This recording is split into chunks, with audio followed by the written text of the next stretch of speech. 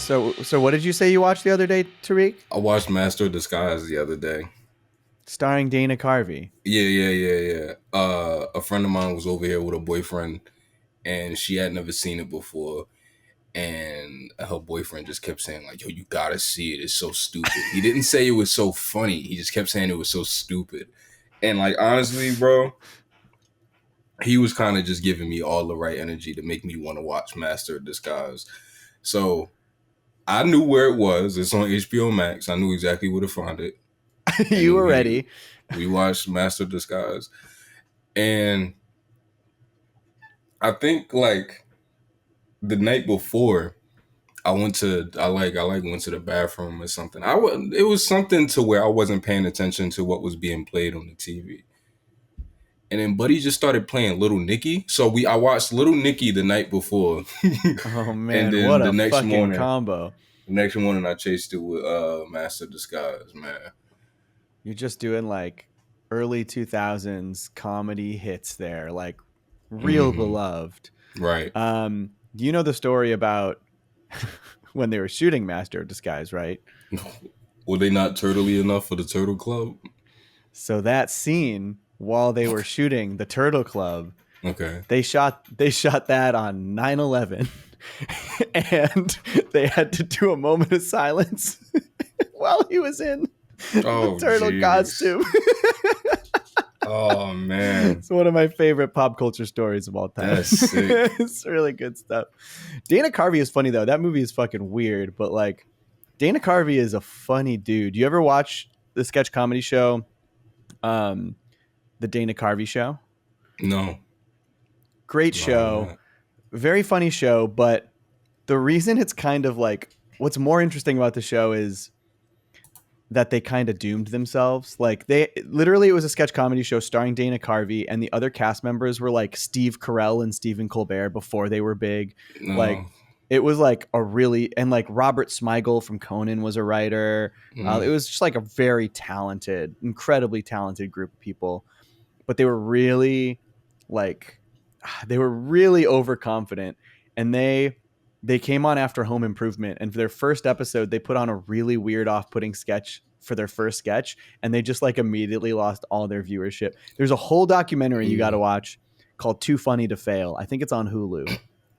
Highly recommend watching Too Funny to Fail. There's a clip from that documentary, and it's so good that I don't want to spoil what happens, but it is truly one of the funniest examples of television advertising being like very poorly thought out that I've ever seen in my life. And also just the fact that they paired Dana Carvey show with Home Improvement. That was a mistake. Right. It's so good. I saw it going around. I saw it going around Twitter just again the other day, and it really is like I watch it like 4 times every time it pops up. I'm just like, this is the funniest clip I've ever seen. And I'll send you a link. I'll send you a link to that clip at least after the pod, and maybe we'll post it. Maybe we'll post it after this episode goes up on our socials. Good shit. Dana Carvey show, funny show. That was a funny sketch comedy show. I believe you. I know nothing about it, but I believe you. It's just good funny sketch comedy. But that one sketch they started with was like he was playing Bill Clinton, who was the president at the time, and he had a bunch of like udders and was like milking himself. It was the weirdest sketch I've ever. It was the wrong sketch to start your show off with. They were very overconfident in that sketch. I don't know what that's about. Yeah. Damn, off the intro, that's sick. I know, they really fucked up. Like I think years later they're like, yeah, that was a mistake. Maybe that wasn't the best idea. They really fucking blew it. Yeah, good shit. Do you like my Homer blanket? I do like your Homer blanket. I know you was fucking looking at all edges of the earth for that shit at one point. Dude, I had it. I have had this. I had one, which I still have, that's all beat up and fucked up somewhere. Got it when I was 13 years old from my grandparents for, I think, Christmas or my birthday, along with like a fuck ton of DVDs. I think I got like Family Guy season 1 through 3 and Yeah. Futurama and like all these like adult animated shows on DVD when I was a teenager. And also my grandma was like, also here's a Simpsons blanket. Loved that blanket. Like it's a thread woven blanket. It's my favorite kind of blanket because it's like it's cool to the touch, you know what I mean? Which I like in a blanket, but it'll still keep you warm. It's like, you know, keeps out the cold air, but it's like not an overly warm blanket. Just good feeling. Loved it. I literally used it my whole life. I've had it for like 20 years. I pretty much had that blanket for 20 years. And then it just like at a certain point was falling apart. All the threads falling apart entirely. Yeah. It's basically ripped in half right now. It's hanging on like literally by a few threads. But I had been looking for years. Once it started falling apart, I was like, I need to find this fucking blanket and replace it.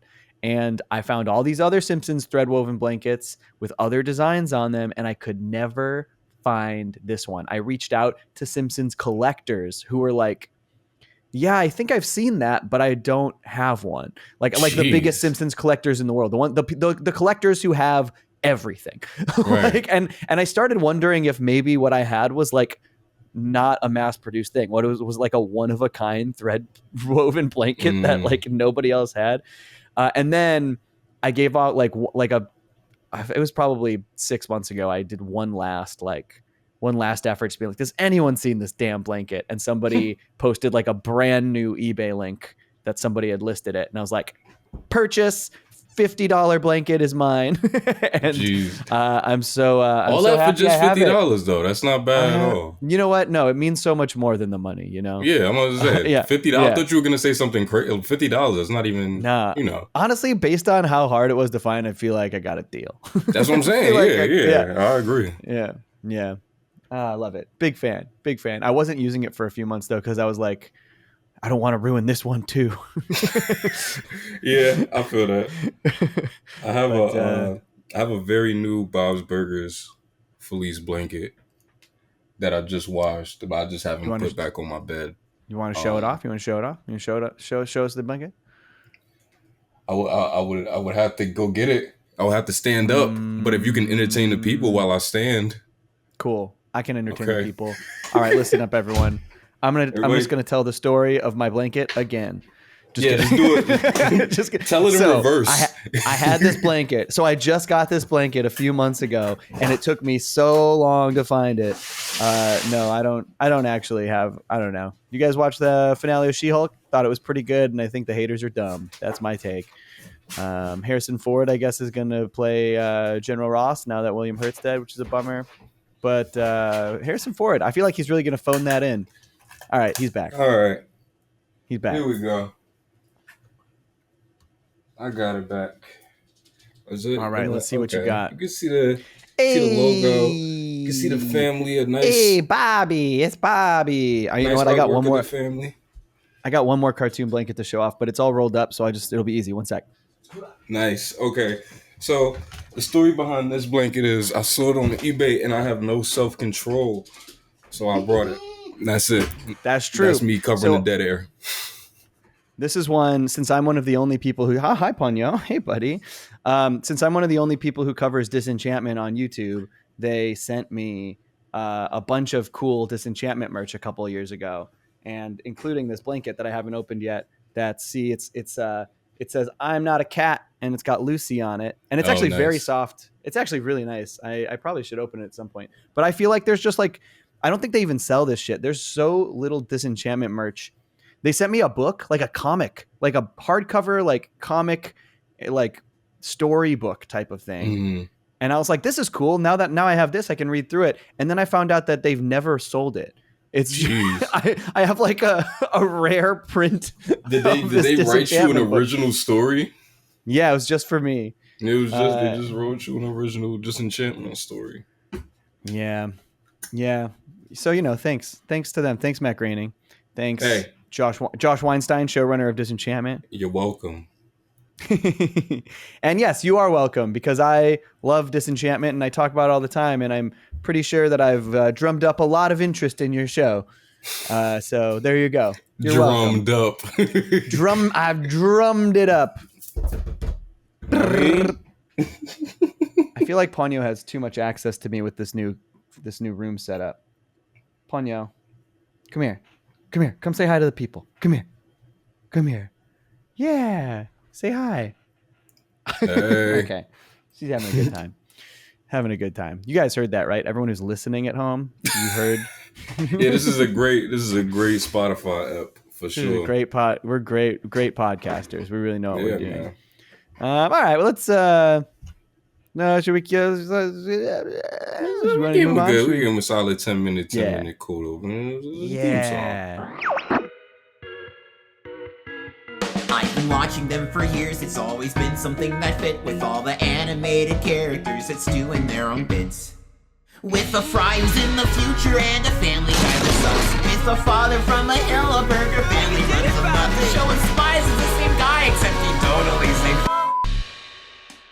and diverse. Let's watch cartoons that curve. Yeah, that's bananas. As rough.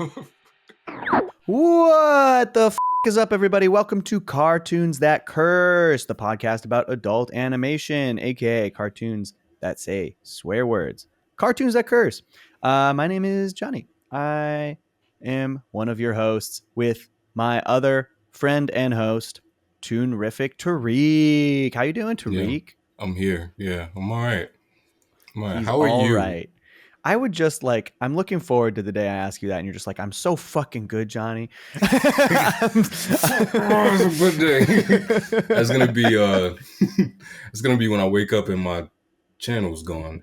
But until then, I'm all right.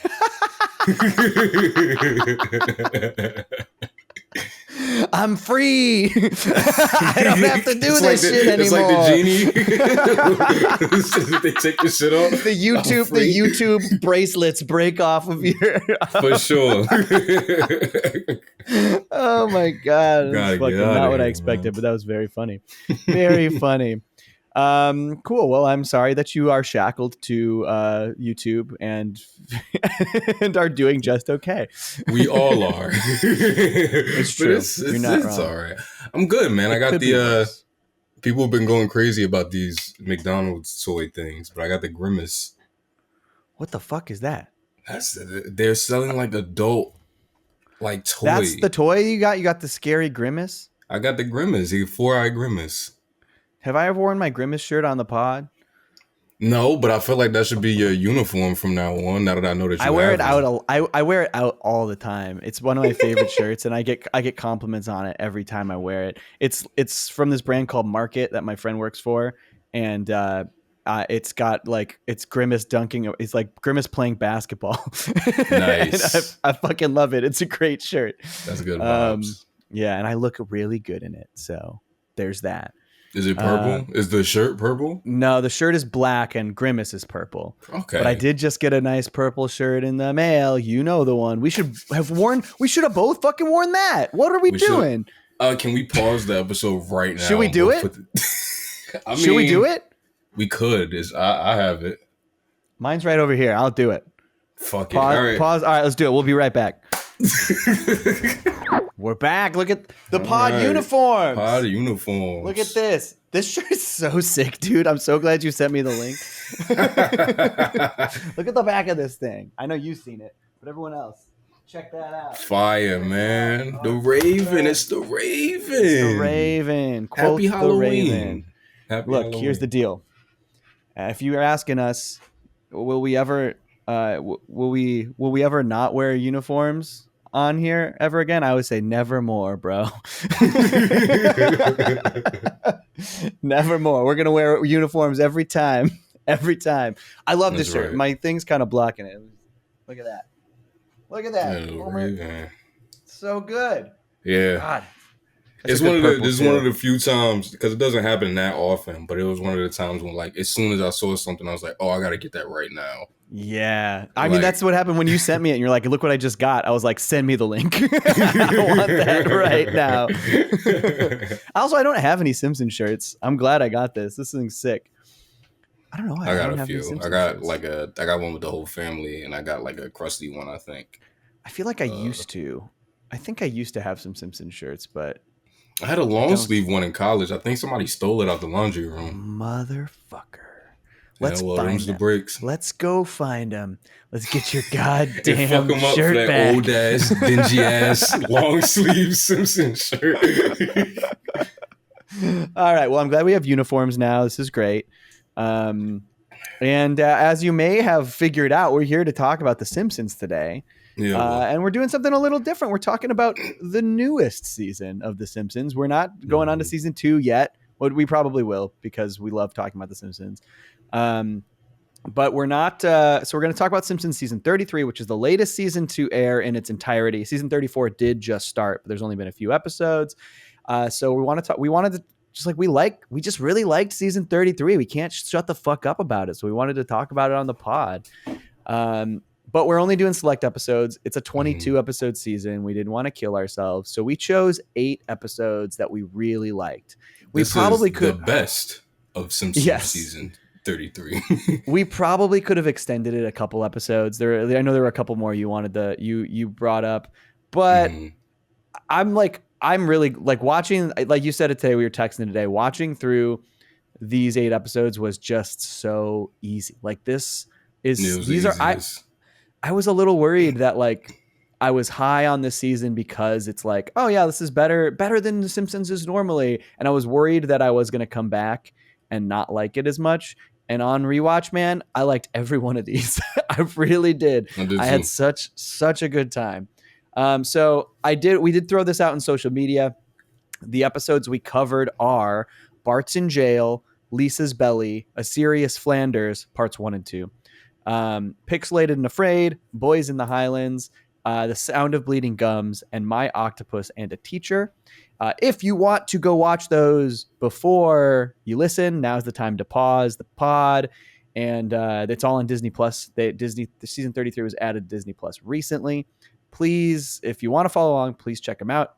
But we're gonna talk about those 8 episodes today, and we'll probably like brush up on a little bit of the rest of season 33. But in depth, we're gonna talk about those 8 episodes. And I am very excited. I'm very excited. How you feeling? How you feeling? Episodes. Yeah, I'm excited too. These are great, great episodes. They're great. Somebody replied to the tweet, saying that like this was like us doing this was like a good companion piece to your last video, and I definitely agree. Oh yeah, still in the mindset of like, hey, they've been doing some interesting shit. You should go look at it, and this is just just more like, more of that kind of talk. For sure. And even when the season was airing, I remember I kept thinking about covering these episodes on the show or on my channel. I remember Pixelated and Afraid I almost made a video about. I was really close to making a video about The Sound of Bleeding Gums. I was just like, oh, I feel like I gotta talk. I'm glad I waited because I think the one that I talked about was the right one to rile people up about. But there are some really good stories in season 33. And I think we chose a really good set of episodes. But before we start, I know we've talked about this on the pod before, but I think one of the reasons that this season feels a little different and feels a little more exciting and just feels like a little new, feels a little fresher, is because this is the first season in 20 years that is primarily show run by someone other than Al Jean. No shade to Al Jean. Man's a legend. Love Al Jean. And his, honestly, seasons 3 and 4, he co-show ran those. Those maybe my 2 favorite seasons of The Simpsons. Maybe they're really good. I don't know. Every time I watch one of the old seasons, I'm like, my favorite is just always going to be 7. 7 is a great season. I would never argue. For me, every time I watch, I'll finish season 3 and be like, yeah, that's the best season. And then I'll watch season 4, be like, oh no, they think that was the best season. And then I'll watch season 5, I'm like, that's probably the best season. It's like for years they would do that. Guys, my animal's just fucking around over here. But here's the thing. So like back in the day, they changed out their showrunners every 2 years. That was one of the things that the quote unquote golden era of The Simpsons, like, as one of the reasons it stayed fresh, because you had the original three guys show running the first two seasons. You had Matt Groening, James L. Brooks, and Sam Simon. They really set the tone and established what the show would be. Then Al Jean and Mike Reiss took over to co-show run after them, who they both started writing on season 1. They wrote Moon and Lisa, my favorite season 1 episode. Great writers. Then after that, David Merkin took over for seasons 5 and 6. And then 7 and 8 was Bill Oakley and Josh Weinstein. And then seasons 9 through 12, Mike Scully. And then Al Jean came back to sole showrun, and he did it from season 13 to 32. I know. Granted, he also did, starting in, I believe, season 23, give some episodes and co-show ran with Matt Selman for some episodes. So Selman has gotten some showrunning experience in over the last 10 years, just doing either co-running with Gene or doing a few episodes a season on some of them himself. This is the first season that is pretty much entirely Selman. There's like 4 Gene episodes out of 22. So it's 18 episodes run by Selman. And we actually are going to talk about one Gene episode today. This, I think, I mean, we talk about this a lot, Tariq, how, like I said, no shade to Al Jean, but like when you just have one voice, like commanding what the show is going to be, it feels like it's going to wear thin. It's going to get a little stale. That's really just all it is. Exactly. It's just the fact that it was just one person for too long. I feel like. And it's not even like it's like you said, like he's like Al Jean is a legend for sure. So it's not even that like he's like an incompetent, like he's not like he's the wrong person for the job. He was there since the beginning, so he's not the wrong fucking person for the job. And if anybody from the beginning is gonna do it, it would be Al Jean, because sometimes I feel like he's the only one that still believe in the damn show. I know. So, I mean, like, and I'm also glad that he's still on the show, even though he's not show running entirely. Like, I mean, because if he weren't, I don't know if any of the writers would be from season 1. I think he's the last one. I might be wrong about that, but I think that's right. And on top of that, like, looking at this new era, granted, we've only got like a season and a few episodes, but the episodes that Al Jean ran, Ponyo, did you see her going under my covers? I tried to ignore her, but I was like, damn, she going crazy she back just went there. all the way under the covers. And you're back out. Okay. So just to leave. You just wanted to mess up the bed. Cool. All right.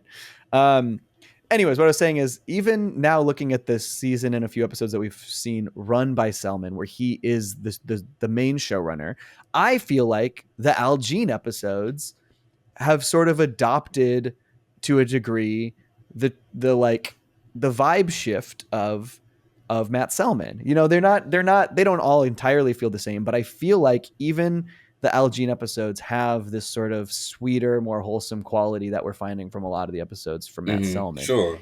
And you know, the one that we're talking about, the Bleeding Gums one, I feel like that one is almost like a special case, because whenever something has to, I don't know if you've ever noticed, but whenever there's like episodes like that, like Mona Lisa, like Round Springfield, or Lisa Sachs, whenever there's episodes like that, Al Jean always writes them. I know. I don't think he wrote Round Springfield, but I do think he I think he was like came back to showrun that episode, even though it was like even though it was in season 6. Yeah. I'm because I right. distinctly remember hearing about him like pushing for the, you know, they sing Jazzman in that episode, and that's his favorite song from what I know. I love that sequence. I love that song because of that episode. Yeah, me too. And yeah, so like, and like, yeah, it was written by a couple other people, but the story was Al Jean and Mike Reiss. And I believe they were credited as EPs because this was 2 seasons after they ran the show. So I think they got the EP credits on that one as showrunners. And then the commentary on the DVD is those 2 plus the writers plus the director. So it's not even it's not like Merkin, who ran that season, was in the commentary to talk about that one. Right. Yeah, I don't know. I think he has a degree of he feels a degree of ownership over the like the jazz episodes or the Right. Bleeding And yeah, Gums and stuff. that's why I think the heart comes from in that one is Right. like if there's any part of the show that when I think about it, I think about him is definitely all of that kind of all the jazz stuff. Right. So I'd imagine that like that would be close to him, and he would want to bring the heart out in that and everything. So that's why I didn't really. It didn't shock me too much when like I saw his name at the end. I know. Yeah, I was actually kind of hoping for it. Like, I know that's weird because we've been talking about how much we love the Selman era, and like, but when I saw that they were doing the Bleeding Gums episode, I was like very excited, and then I was kind of the whole time like hoping. I was like, this is Al Jean's like the guy for Bleeding Gums episodes, right? He did this one, right? And it made me happy because it was such a good, heartfelt episode. Seeing his name pop up at the end, I was like, oh, good. That son of a bitch did it again. Didn't let me know. Oh man. So like we were talking about this the other day too. Maybe this is something we should talk about at the end. But like Selman has been great. Or talking about this today, I guess. Selman's been so great. And one of the things that kept the show so fresh back then was rotating people out every couple of years. I don't think they'll rotate Selman out that fast. But like, I guess the question is, even though he's great, even though he's doing so good, is like, should they? You know what I mean? Like, even though his episodes are great, like, should we get one of the other longer time writers in? Should like someone like Michael Price come in and run, who just ran F is for Family, which is really great. And I think he's writing on The Simpsons again. Like, I don't know. I think they should probably give, I mean, let's like, who knows how long the show's going to run at this point. Right. We're on season 34. I think like the safe bet is, I think we said this today, is like an even 40, like 6 more seasons after this feels right. Although they haven't been renewed. They haven't been renewed for 35, but it's hard to imagine they won't be. It's weird. I know. Like I told you, man, the number that I in my head that I thought was perfect, they went past that shit 4 years ago. I thought 30 was perfect. So But now it's so good. Yeah, it's like, well, thank God. Yeah. If they did stop at 30, then we wouldn't have all the episodes we about to talk about today. We wouldn't have the one from last week. That was fucking rad. Like, you feel me? Like, so, I am ultimately glad that they didn't stop at 30. But what the fuck? Like, how much longer am I gonna say that? When we get to fucking season 45, am I gonna be like, yo, I wanted them to stop at 40, but what they did in season 44, I couldn't fucking believe it. Great TV. Like, like, come on, guys. Yeah, The Simpsons is gonna get bad and then good again before it ends. It's gonna like go through another up and down. It's good. Yeah, it just makes like some fucking like a fucking horrible season somewhere, and it's like a random ass number like 38. Like 38. You know what I would love? Gonna be shit. This would be hard, but like if hopefully Disney goes in. I mean, here's the other thing like that we're not thinking about. It hasn't been renewed for 35 yet. They could just say we're gonna do one more. Like Disney could say, let's renew it for one more and then let's wrap it up. It could be one more. That's like, crazy. That 35 is a pretty clean cut, you know? That is a clean cut. It doesn't feel like they would. It feels like the show is doing well enough and there's enough buzz around it right now. And it's just like always been such a big IP for them. I don't think Disney wants to kill it yet. Especially, I mean, the other thing they could do is say, we're going to do one more season and then we're going to make another movie and that's it, like maybe do one more movie. Which would, I don't know. I don't want it. At this point, I'm just like, I feel like I'm going to have an existential crisis when the show ends. Like the show started a few months before I was born and I don't know how I'm going to cope with it not existing anymore. Yeah. It's like the one like constant, you know what I mean? Like the one true American constant. And I was looking at like some old like messages earlier today, and I was talking to D'Angelo about, because I saw that Mr. Rogers documentary. I think it's "Won't You Be My Neighbor," and like I remember when I first saw it, I remember like being really confused because at the end, like around the end of his life, like like the public started to turn on Mr. Rogers, and they were like, this man raised a whole bunch of kids to feel like they're above everybody for doing nothing, when really all he did was just tell kids that they were special for who they were, and somehow they found a way to spin it and make it like that. But I say that to say, you don't hear people talking about it. That rhetoric doesn't even come out now when you talk about Mr. Rogers after he passed away. And I guess what I'm thinking is, I was thinking about it today. What happens when The Simpsons ends? Does the whole, the show been fucking awful forever, does that just fucking stop? And does everybody just reminisce on the fact and like mourn? You know what I mean? Like, is that what happens? Right. Part of me feels like, I think even the people who have not watched The Simpsons since season 10 or before, I think they will tune in for the finale. I think I think everyone will tune in for that finale. I just need them to like make sure that so here's my dream. This is a pipe dream scenario. I don't think they would ever do it because this is just counterintuitive to how television is made, but I think it would be cool. What if once the final season's announced, you bring in all the old showrunners to just be like, you do a couple episodes, you do a couple episodes, you do a couple episodes, like celebrate the whole fucking show.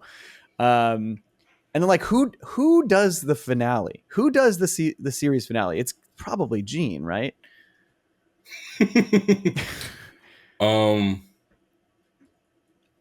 know. I don't either. I don't think they'll fumble it. I think they'll do a good job. And I know they'll like, let Jim Brooks I think they'll do a good job. Dude, that'd be great. Get Jim Brooks to do it. Yeah, let Jim Brooks do it. Yeah, I mean, I don't know. He's like showrunner. At that point, like Weinstein's finishing up Disenchantment. Cohen never ran The Simpsons. He's gonna be on Futurama for a bit. But he wrote for The Simpsons for a long time. Like, I don't know. Like, I don't know. I just like, it's hard to imagine them not like calling in a lot of the old gang if there's only 1 year left. You know what I mean? Like, they did that for the movie. That's right. Exactly. I don't know. We'll see. But anyways, like, it feels very exciting right now to like feel like there's a new voice kind of steering the ship. And like I said, I was like a little worried. I was a little worried rewatching this that I would be like, oh, maybe it wasn't as good. Maybe I wasn't as good as I like was on the first watch. These are good episodes. I'm really excited to talk about them.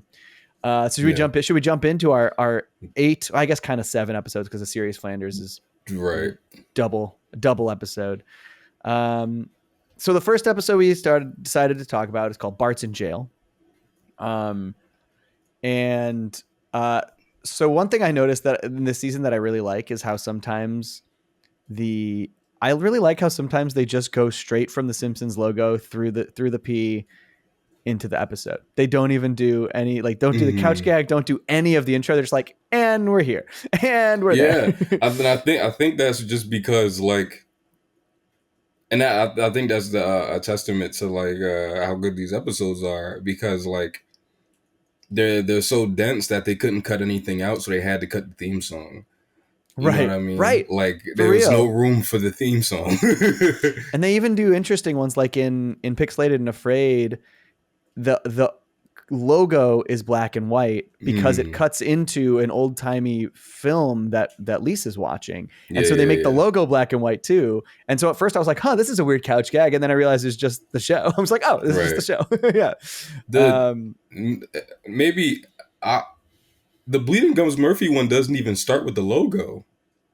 No, it doesn't. It starts with the, all right. like, I thought it was just me. Yeah. Okay, cool. Yeah, no, it doesn't. And you know what? I remember watching, because I think I remember watching it on Hulu on TV and thinking like, did this get cut off? And then I remember downloading it and I was like, did this get cut off? And then watching it this time on Disney Plus, I was like, oh no, it's just not there. It's just not fucking there.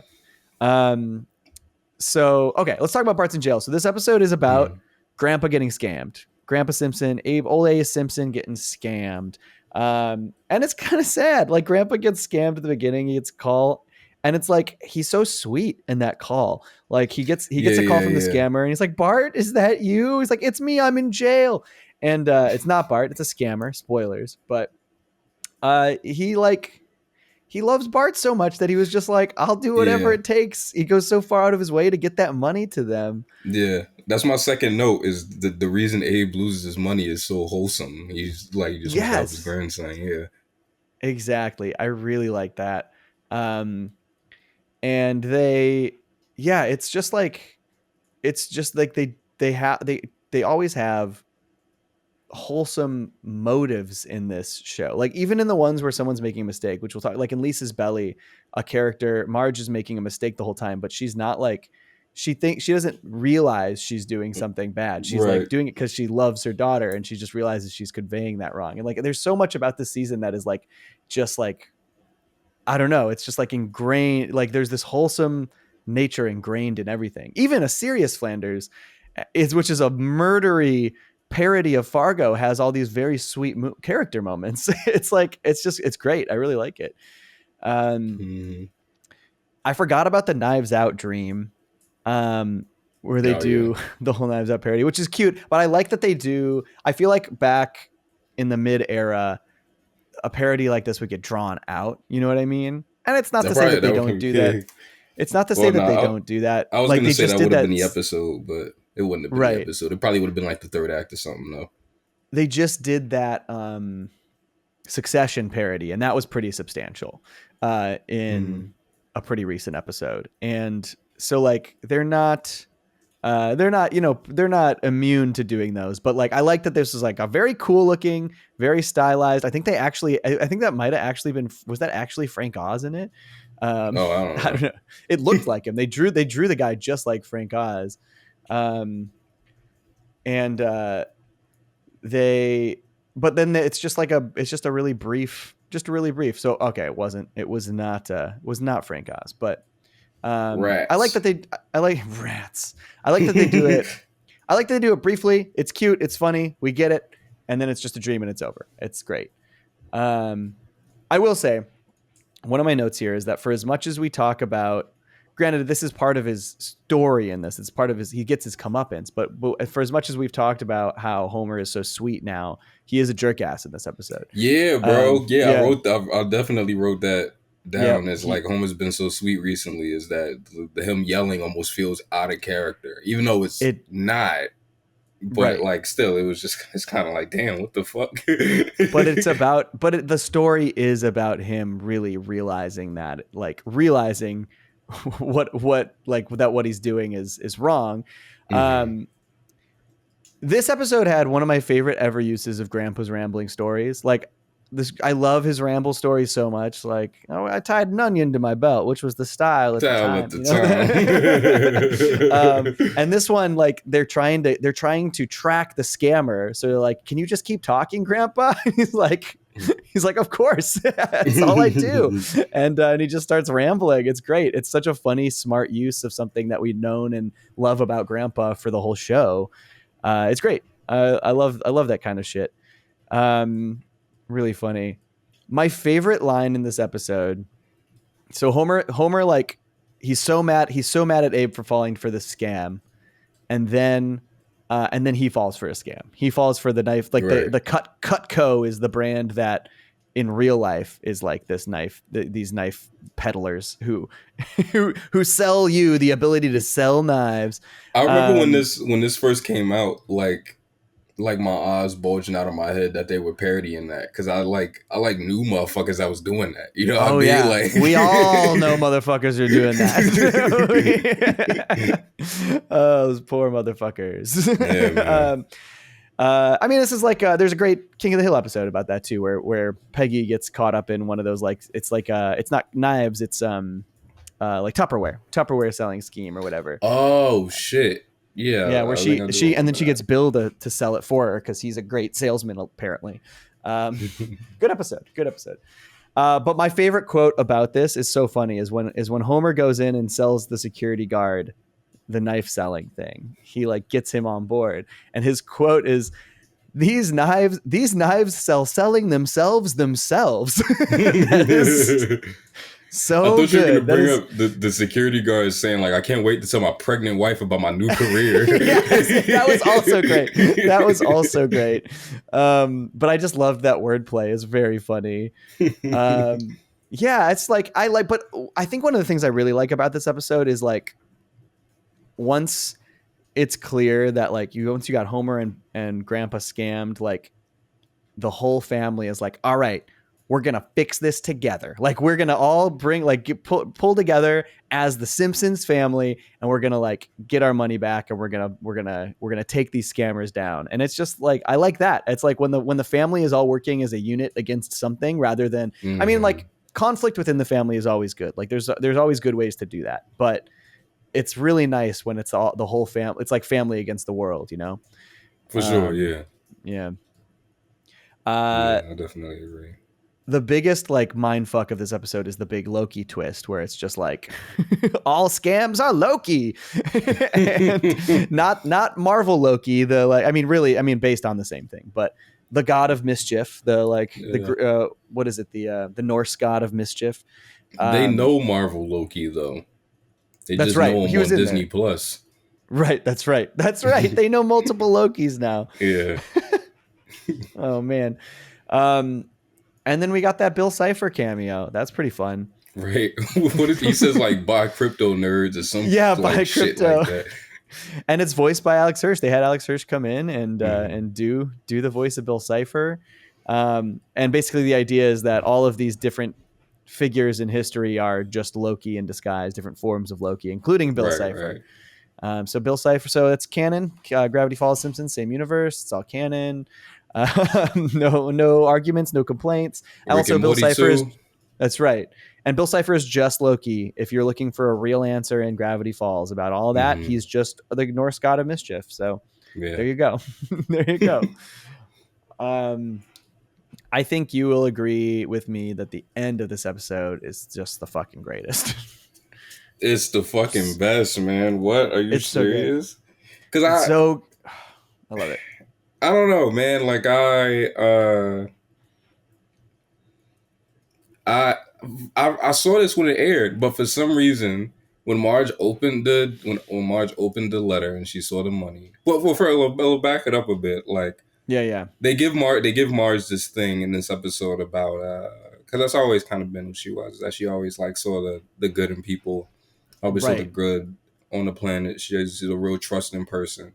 She has a line in this episode where she says, when she finds out that Bart and Lisa have been scammed before too, she says, even children are being scammed. Maybe there's more bad apples than I thought, which is just like a really Marge thing to say. Yeah, it really is. And then they give her this, admittedly, I think they give it to her a little late. They give it to her like in the middle of the second act or some shit like that. And then she kind of has like that moment where she's like, man, fuck it.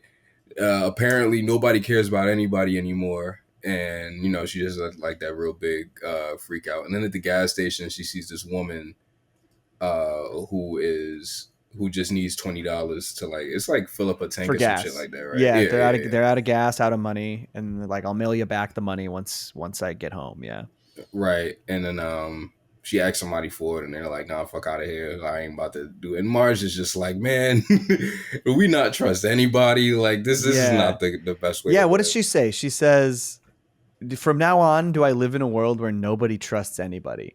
Right. And like, and rather than her just like accepting it, she's just like, "No, I'm going to be me. I'm going to trust this person, and I'm gonna choose to believe that we can trust people." It's nice. It's a good Marge. It's a really nice Marge moment. Even though this like really wasn't a Marge episode, it's a really nice Marge moment. Yeah. And that is the character to do that with, I think. Absolutely. Yeah. And then the Marge getting the $20 in the mail weeks later, and then the reveal being that it was Abe that sent it in just to make the family happy. And like, so they don't think that like, so like everybody, it practically umbrellas the entire family from believing that they live in a world where like you can't trust anyone. Yes. And that is so sweet. That is really probably, if it's not the number one, it's one of the sweetest things I think they've shown Abe doing, like ever. Low-key. Definitely. I can't think of a sweeter one. I'm sure he's got some, I know he's got good moments, but like that to me is like it just feels good. And what does he say? He says, "Out another $20, but I gave them something to believe in." It's so, it's just so nice. It's so good. I love it. And like, I don't know, of all the episodes we watched, I do really like this one. I do think it's lower on my list. That's mostly because these episodes are very good. I'm also not ranking because we're only doing 8. Did you rank? I did. We don't need to rank. Oh, you did? I don't. Yeah, I'll rank. All right, then I'll rank. We don't have to. I'll do it too. Then I'll rank these 8. Okay. But it's probably lower. I ranked 7. I didn't do the right. Sorry, I'll rank these 7. Yeah, you're right. Fair. I mean, I did. I think this is a good episode, but like that moment elevates the whole thing so much for me. That moment is just like, oh, this is great. Man, it's a good episode. Like, I just like everything about it is really built around like we said, like there's just like, even the inciting incident is wholesome. Like, yeah, Grandpa gets scammed, but he gets scammed because he cares about Bart. And Homer's a jerk ass, but then he realizes how much of a jerk ass he's being because he falls for the same thing, and they all just come together to help each other out. We're going to go help Grandpa now, you know? And then Marge has this like moment of existential crisis about the world and chooses to believe like that everything's good, and Grandpa like helps reaffirm that. It's just, it's really nice. It's a nice episode. It is nice. Oh man. One thing I noticed when watching this one is not even just this one, actually. It's just been the past few years, especially these last 2. One thing that they do now, instead of whenever they take the characters and put them in like meeting environments, or like make a story where they have to be in a group, they don't invent people anymore. They just kind of hit the randomize button and like put a bunch of different characters that they already have. Like when they go to like the meetings and shit, there's that whole section of the episode where Marge takes Abe to this class to learn how not to be scammed and how to feel okay about what happened. And then she takes Homer to this class about like not being mean to people that were being scammed. And like in those rooms, there's like McBain and shit. Like, you know, like it's just like the most, but it's all people we know. But it's still like the most random. And that makes so much sense. It makes so much sense because there's so many freaking characters in the show. Like, why make new ones? Like, why? Yeah, at this point. Yeah. Yeah, that's great. Cool. You got any other thoughts about Bart's in jail? I think my last thing is that I really okay, there's 2 things. Number 1, who the fuck is picking these fucking rap songs whenever this cartoon airs? Because this shit is getting fucking ridiculous. They have a music, like there's probably a music director, right? Yeah, we need to get him on the phone so I can figure some of this shit out. It's hard to say. I mean, I don't know, because ever since like I imagine even when he was doing the score, like a lot of the soundtracks. Well, I don't know. Would Alf Clausen have chosen that stuff back in the day, like when he was still doing The Simpsons, or would he? I don't know. Or did they have someone? I mean, that's like music supervisor is a whole specific role in things too. Yeah, I don't know. Hard to say. I don't know. There's that. So and when Wiggum, when the cops come to the scam place, and then they want everybody to leave, Wiggum just kind of flicks the lights on and off, and then they all just get up. I thought that was really funny. I thought that shit was funny. Yeah, it was great. All right, let's move on to Lisa's Belly. This is a nice one. So this is a cool one because I feel like it really has something to say about like how our words can unintentionally hurt people, you know, like this is about basically something happens at the water park. Bart and Lisa get sick, and so they have to stay home and take steroids for a while to get better. And so they both gain weight. They both gain some weight, and Marge, like not meaning to be rude or mean, she just says it in kind of a lovingly way, like, because she just loves her daughter. She calls Lisa chunky. She just says like, she's my daughter's so chunky or whatever. And then I love the way they visualize and animate how that hits her. The word leaving Marge's lips, going into Lisa's head, and just like decimating the the world inside of her head. Yeah, disturbing all of the peace. Yes. And no matter how much peace is around it, that shit is always there. Yes. No matter exactly. what. Yeah. Exactly. And I just think that's a really nice idea to explore, especially like with young kids. Like that's so true. Like the way like those kinds of things can so deeply affect kids. And you think because you don't mean even though Marge didn't mean anything by it, and in her head is like, I know I didn't mean anything by it. You shouldn't care about that. It doesn't mean it didn't hurt, didn't affect her. Right. You know? Yeah, exactly. Yeah. Like, and I think too, that I wrote it in my notes, is that I feel like if you are gonna do a story like this, you gotta do it with Marge, because Marge is the one of the only characters that like the audience automatically knows, like, oh, she didn't mean it like that. Right. You know? Totally. Now, granted, when she said it, did like I kind of go like, oh fuck, absolutely, like, because even though I know Marge didn't mean it like that, I still was like, no, you're not supposed to do that. You can't do that. That's right. You know what I mean? But I think like Marge is a good character to do that with, because like the audience, assuming that they know the show and they know Marge's heart, like they're less likely to turn on her and to be a little more understanding, and then just kind of root for the understanding instead of rooting for someone to tell Marge that she's wrong. You know, totally. Like, which I feel like is a trap they could fall into if it was somebody else. Yeah, like especially for like the history of the show with jerk ass Homer, where he's just like digging his heels in, doing something mean and rude, and like it's just about him. It's just about them like telling him off and making sure he knows that he did something wrong. But this, to that point in this episode, Homer, I love the way they have Homer talk to Lisa about this, because he's the one who understands what Marge did was bad. Like the way when Lisa says it and says it to Homer, like his inner monologue of like crisis, realizing what Marge has done is so, it's like, it's funny, but it's also sweet. Like it's got such heart to that idea of like Homer being like, oh my God, I can't believe she did this. What do I do? How do I help her? You know? And it affects him.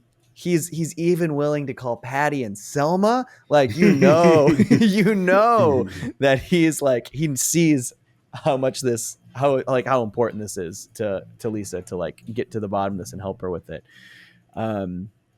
Man, I really love how they handle Homer in this episode. It's really good. What do you think about the beep story here, where Bart being fat leads to the bullies being like, "Wow, you've been pumping iron, Bart. You got a lot of mass." I think it's a pretty funny beep story. Yeah, I think that stuff is cool. I think it's all right. Yeah. I think it's all right. I just like the idea of the bullies being like gym bros is pretty funny to me. It is pretty funny, and then like the shorties end up in the chill spot, and then Bart just like has a tantrum. It's like, what the fuck, bro? I thought it was no girls, man. I thought we was big boys. I mean, you know, like that stuff. Like I said, I kind of just think it's all right, because it's not. When I think about, because this was the first time I saw this one too. So like when I think about this one, that's right, you hadn't seen this one. Yeah, when I think about this one now, I think that what my brain goes to two things. My brain goes to the tantrum that Lisa has when it's just like overwhelming for her. They're at the mall and they're trying on clothes and she just doesn't like how anything looks. Right. And she just fucking like, she just can't control herself at a certain point. And it's just so like raw. It's like scary. It's like so like raw and like real. It's like and watching like a real child that's like really, really upset. Yeah, and the pump and iron story is very cartoony. Like them like having a weight fight made me laugh a lot, but also it's so silly. It's like you've got on one hand you've got this like very serious like emotional story of a young girl who feels like her mom is saying hurtful things to her. On the other hand, you got like fat Bart pumping iron, you know. It's kind of funny. Yeah. And it's like the way she's just like Marge kept messing up too. She's like, soon you'll be back to normal. Like she thinks she's helping. Yeah. She's like, it's okay. We know, like, soon you'll be back to normal. I was like, no, Marge, And you'll be no. perfect. Yeah.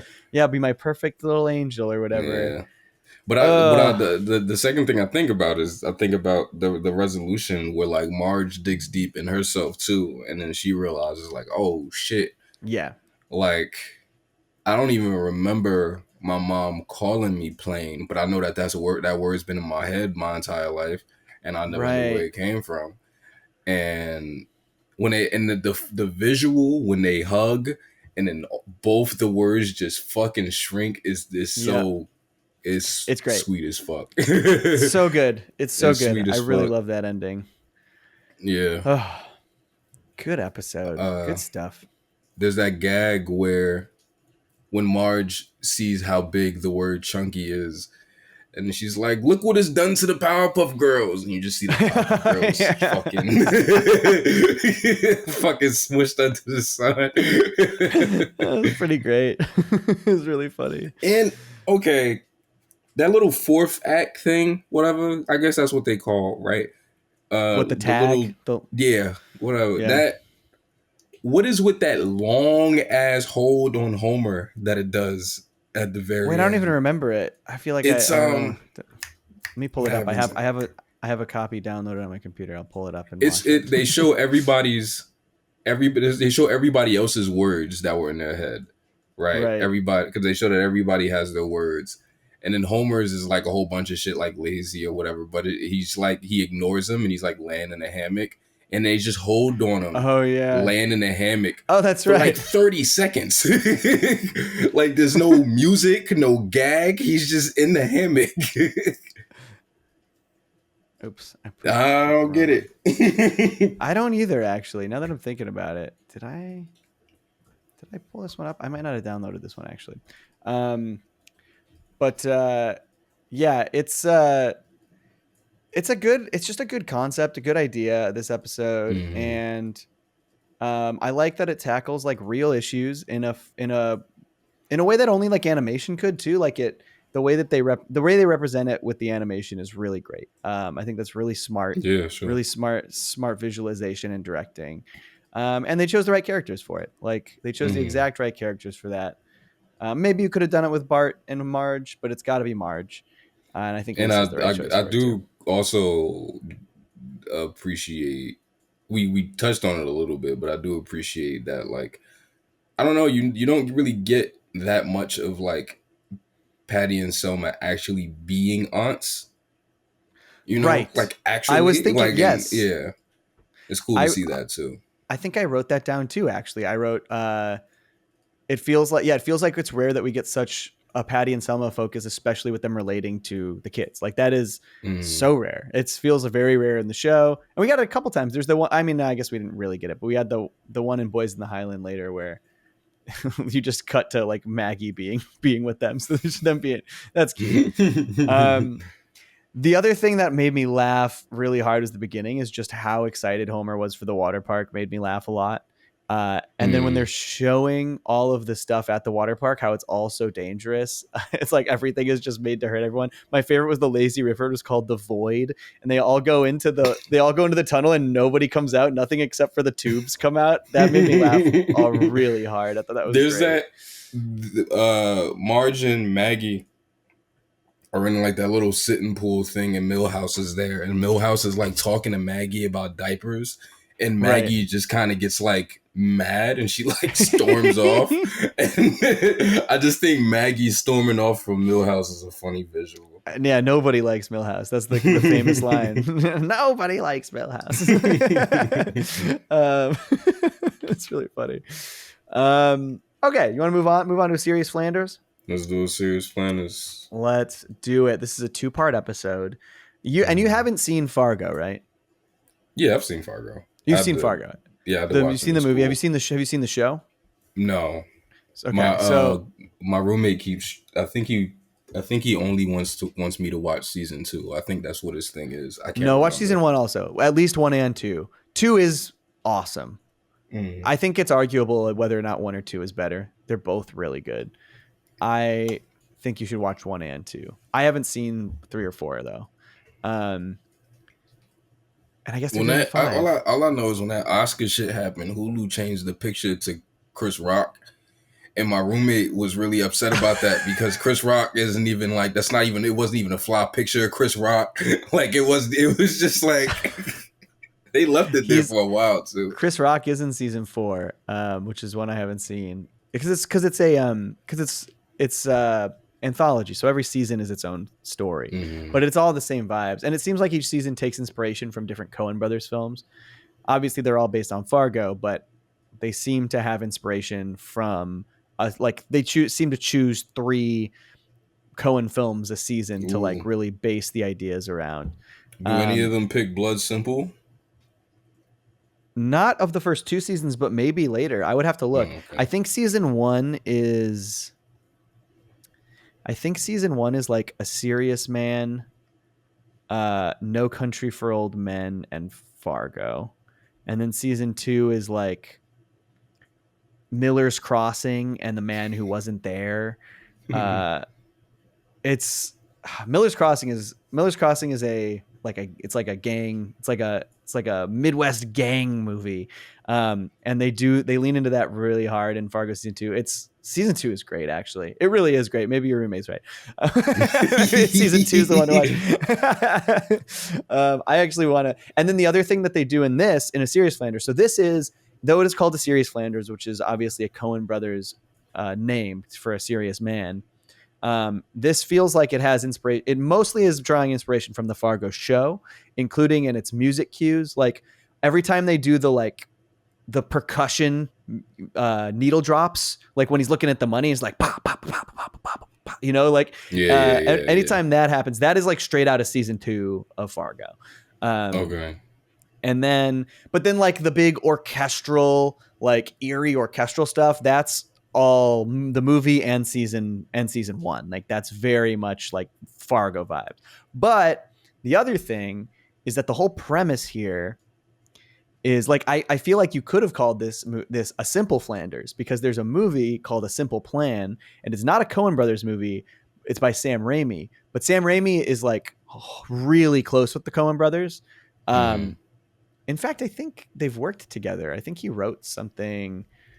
They did, but his movie, A Simple Plan, is pretty much. Oh yeah. Okay, so Sam Raimi directed a movie called Crime Wave that was written by the Coens, but A Simple Plan is like his kind of Fargo. It's very Fargo-esque. It's basically this premise: they find a bag of money and then have to deal with the like outcome of it. And so like there's like definitely a Simple Plan inspiration in here as well. Granted, there's a bag of money in Fargo. There's a bag of money in everything, but it's not all just about a bag of money. But like the way they find it is very similar. It feels very similar to A Simple Plan to me. This episode is so cool. I really love it. I just think it's like, I mean, Fargo is one of my favorite films of all time. I love that film so much. It's a great movie. Yeah, it's such a good movie. I could watch it anytime, and it feels. But this, like, they do such a good job making this episode feel so cinematic. It feels, for sure. The direction is just like really cued into that Fargo vibe. Mo messing with your room? No, she's asleep. That's why I'm confused. It's probably just a ghost. But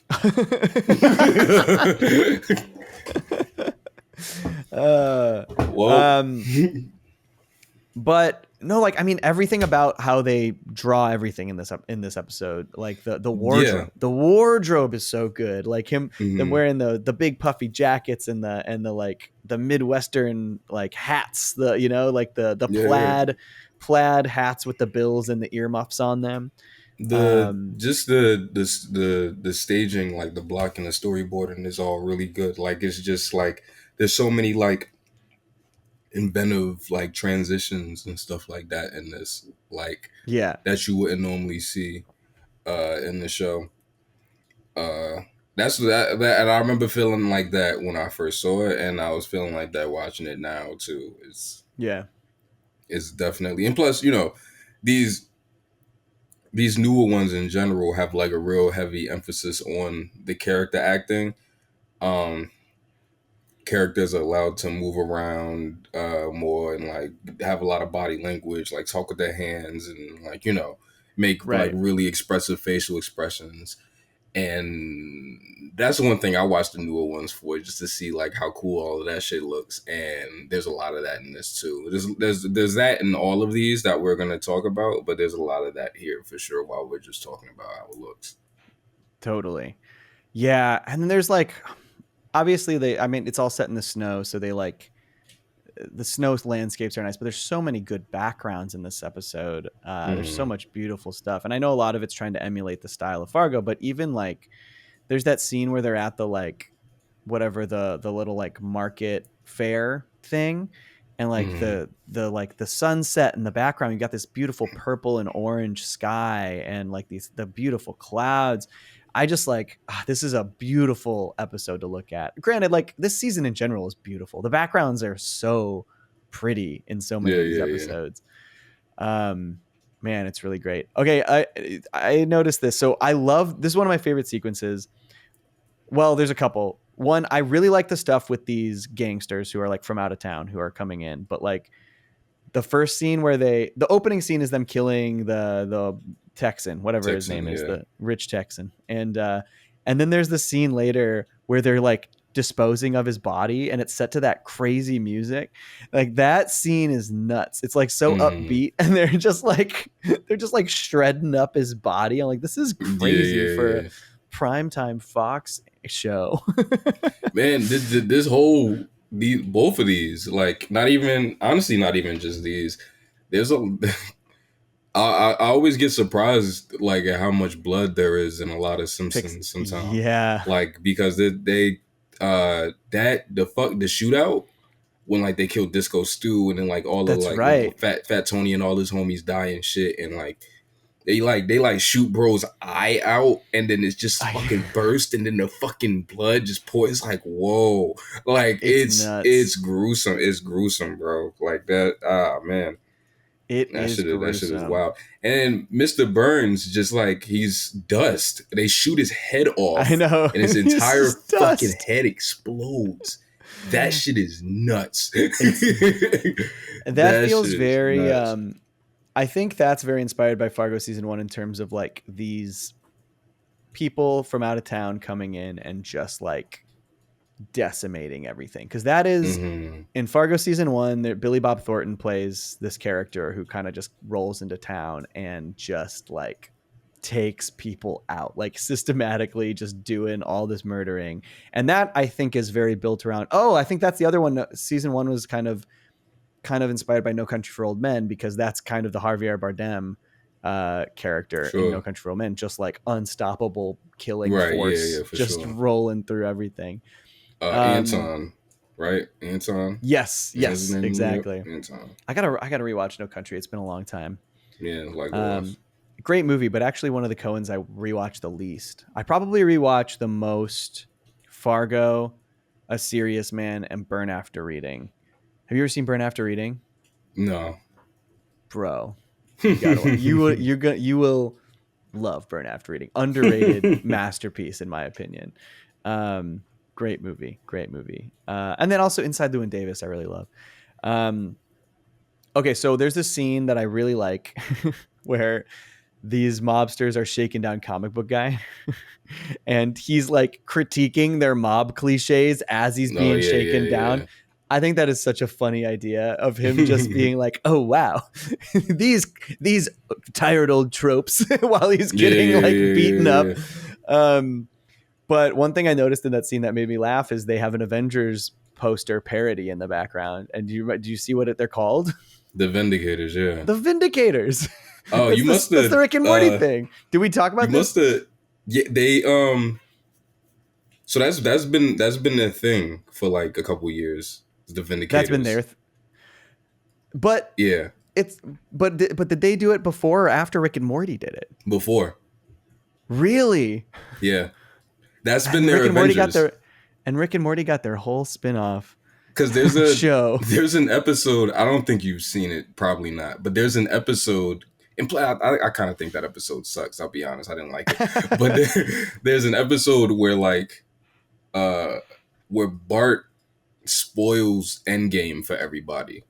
Oh, I have not seen that. That's and so like funny. the entire it's one of those episodes where like Springfield is just like a mob and everybody's pissed and like they want to like have them killed. Like it's like a whole bunch of shit like that. And yeah, they're the Vindicator. That was at least the first time. I don't know if that's the first time they do the Vindicators thing, Right. but that was the first time I saw them do it. Which is just, I don't know. Why do they have to do that? Like, I don't know. Yeah, I mean, it's weird. Some things do it and some don't. Some like to do the parody names and characters. But they met Loki. Like, why do they have to do that? Like, you feel me? Like, I imagine they started it before the Fox I guess. acquisition. Yeah. But even so, like, South Park gets away with that shit. Let me see. South Park is not scared of anything. Exactly, yeah. Family Guy, too. Yeah, I don't get it. Funny though. It's funny. I'm gonna go back and watch all the Vindicators episodes of The Simpsons. Oh, okay, wait, hold on. And Rick and Morty. So, okay, wait. When is that Rick and Morty Vindicators episode? When was that? That's season 3. So that was like 2017, I would guess. Oh, never mind then. I think that this is after then. Interesting. This is after then. It is a great fake Avengers name, the Vindicators. It's a really good one. Like, I get why they both used it. Yeah. Never You ever mind. listen to the? Hey, if we get any comments though. if we get any comments saying like, actually, it was after. Listen to the rest of the podcast, buddy. No, comment it first so we get some more algorithmic help. And then edit your comment and say, "Oh, my bad, I'm poopy." Say it exactly like that. Say it just like that. Simpsons and Rick and Morty are homies though. Like, there's, for some reason on season 1 of Rick and Morty, there's a commentary with Matt Groening and other Simpsons people for some reason. But literally on it is when they first float the idea of them doing a Rick and Morty couch gag. And it's like, It's literally happening in real time while you're listening, and they kind of laugh it off and are like, cool, that'd be awesome. And then afterwards, immediately Roiland was like, were you serious about that? Can we do that? and they did it. It's a great couch gag. I love that couch gag. Nice. You killed the Simpsons. They're a beloved institution. Yeah. It's really funny. I wouldn't mind a whole thing like that, honestly. Like a whole, or something, like a special or something like that. I just think it'd be funny or fun. We got to do the Simpsons guy. We should have did that today. We do got to do the Simpsons guy. We should have did that today. Man, how many views did Mark get for his Simpsons guy video? A fuck ton. Fuck ton. LS Mark. Shout out to Mark. A fuck ton. Shout out to Mark. Let's look it up. I know he did one years ago. The worst cartoon crossover ever. It says views 1 fuck ton.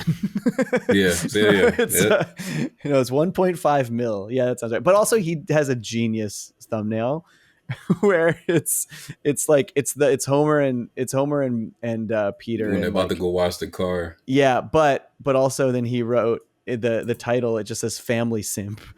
It's pretty good. He knows what he's doing. That guy knows. That has one of my that crossover has, it's so funny when he says, I didn't mean to go crazy like that. I just want to make you laugh and cry. You see, I'm a family guy. And then Homer says, I know. I am the Simpsons. I'm of the Simpsons.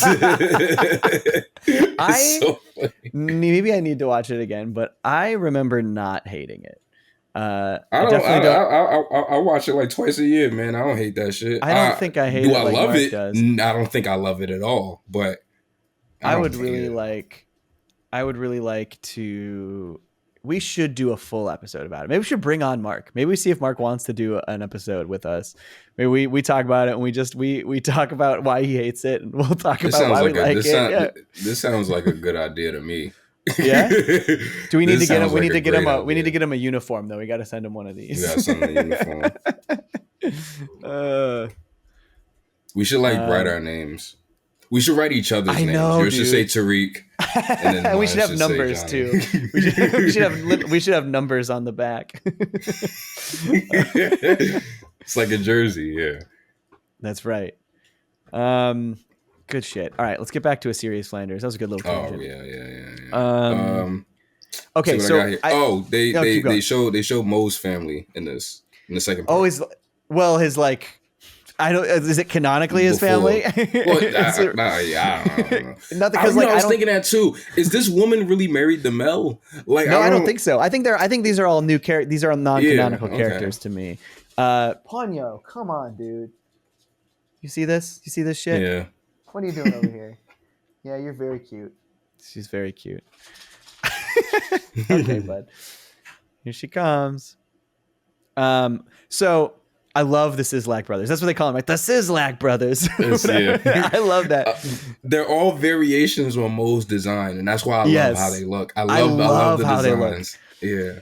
And that's also feels very Fargo. We're just being like, Ponyo, what are you doing? Where it feels very Fargo, where you just like you've got these, at least from the show, like you got a few brothers who are like kind of they're each other's lackeys. They go in and they're ganging up on people, like, oh, not the Sislak brothers.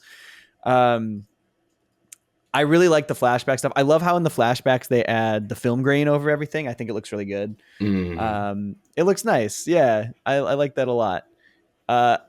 One of the things that I loved about this is how it kind of like the Sislaks, I think, are a good example of this, but also how it really seamlessly weaves Simpsons stuff into the Fargo thing. It doesn't feel like, even though it's non-canonical and there's things happening that aren't gonna like have any impact on the show, it doesn't feel like everyone's like out of character or anything. It feels like they're using what we know about these characters and their histories and their dynamics to inform a Fargo-esque story. And like one of my favorite examples of this in it is how the reason these mobsters kidnap Homer instead of Flanders is because he's stolen all of Flanders' shit. A thing that has just been true throughout the history of the Simpsons. And they've lose the address and they just walk up to the house that has all of the things that say property of Flanders on it. And they're like, well, this must be Flanders' house. We better get Ned Flanders out of there. It's great. It's really funny. Even though I don't think that woman's married to Mel, I do think Mel is poly. I think he's in an open thing. They make Ned say the sickest line when he finds out that that's Mel's wife, and like Mel's okay the cuckold. He's like, the cuckold. Sick line to make Ned Flanders say. It's pretty funny. Yeah, I don't know, man. I mean, like, but that's the thing is like, I mean, I think it's like, obviously there's like conversations to be had in that sequence about their open thing and their fetishes, but it doesn't seem like he's into the cuckold thing. It's like, he's just like, there's an open thing. He's not trying to watch. He's not trying to like, he's not into it. That's not it. Like the only reason he comes out is because he wants fucking batteries for his Xbox remote. That's right. Like, that's right. He wants the game. Yeah. That's really funny. He definitely was on the console before. He had the fucking like mic and shit like on his head. Like yes, he was. I like Mel the Gamer is funny. Mel the Gamer. He was playing multiverses for sure. Absolutely. I also love, so like now you've got these new mobsters in town who are just like ruining everything, shaking people down, kidnapping people, all this stuff. So like, what would happen if a bunch of mobsters came to Springfield? They know exactly what would happen. Fat Tony would have to get involved. He'd be like, you're on my turf. You got to get Fat Tony in there. So I don't know. I really liked it. It just felt so like that's one of the reasons I think this kind of homage works so well is because we have lived in the world of Springfield for so long. We have so many characters, so many archetypes, so many different aspects of this society that we know intimately. So they don't have to do heavy lifting to make us understand the parallels or reasoning behind like these characters getting involved in this like parody story. You know what I mean? They don't have to they don't have to directly make them parallels to characters from Fargo. Like I expect with the It parody that's coming up in a couple weeks, I'm very excited. I'm very excited for it. It feels like I don't know. Maybe does it feel to you like they're going to make them parody characters to the It kids, or do you think it's just going to be kids in town dealing with Krusty the Pennywise, you know? Like Did you see the images of it? No, I saw the poster.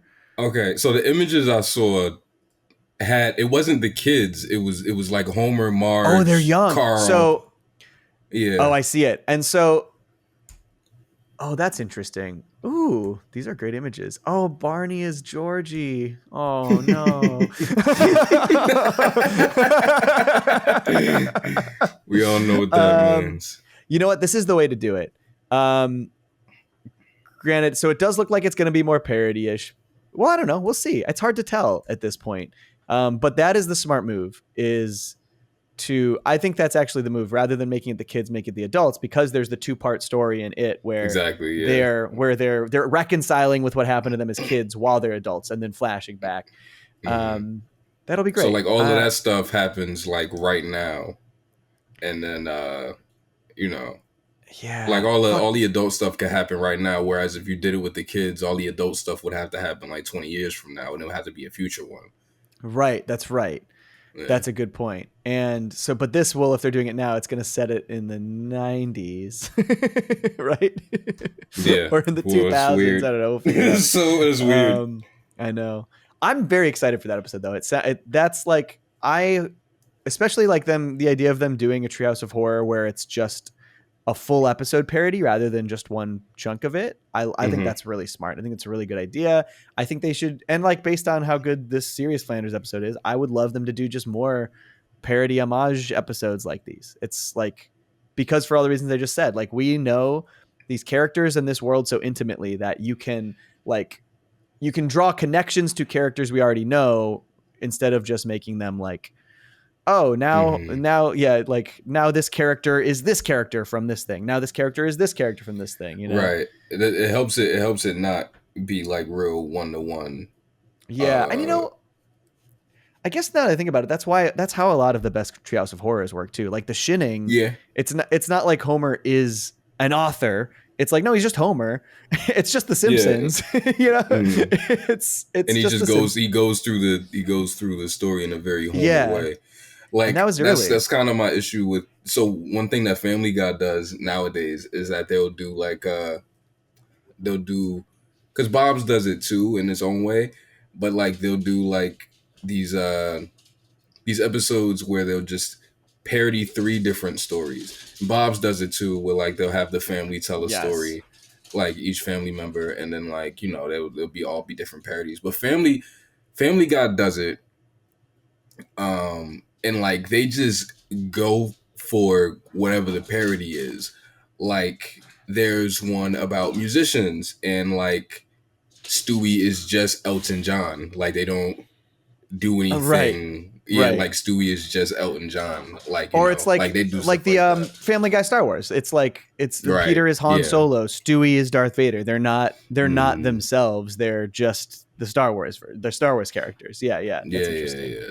And I do think too, I think Family Guy is one of those shows where like there is enough characters so that you don't have to like do it like that. But even though they choose. Yeah, I don't know how you would do it with Star Wars, like but still. No, yeah, at the start, I think that's a different beast. I think like Blue Harvest and shit like that. I think that's a different beast. But they just did, for example, like American Beauty a couple weeks ago. Interesting. Like they did American. What was in that episode? It's American Beauty. It's Forrest Gump, and fuck. What's the other movie? I can't remember the other movie. All right, I'm gonna have to look it up because it's gonna fuck with me. I gotta look it up. Look it up. Look that shit up. We haven't covered. We talked about covering the Blue Harvest trilogy, didn't we? Did we do it? We didn't do that, did we? No. Of course we didn't do it. Oh, it was Silence of the Lambs. I gotta see that, dude. I love that movie. It's a good movie. Great movie. I gotta watch that. Who's is like Stewie Hannibal? No, it's Chris.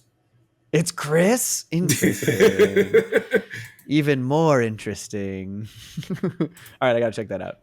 All right, let's jump back into Serious Flanders. We're really tangenting. Granted, this is an episode that's like a full-on homage, so there's like a lot. Oh wait, no, I'm lying. Stewie is Hannibal. I'm sorry. I told you. Chris is the other one. Chris is Buffalo Bill. Buffalo Bill for sure. Who's Clarice?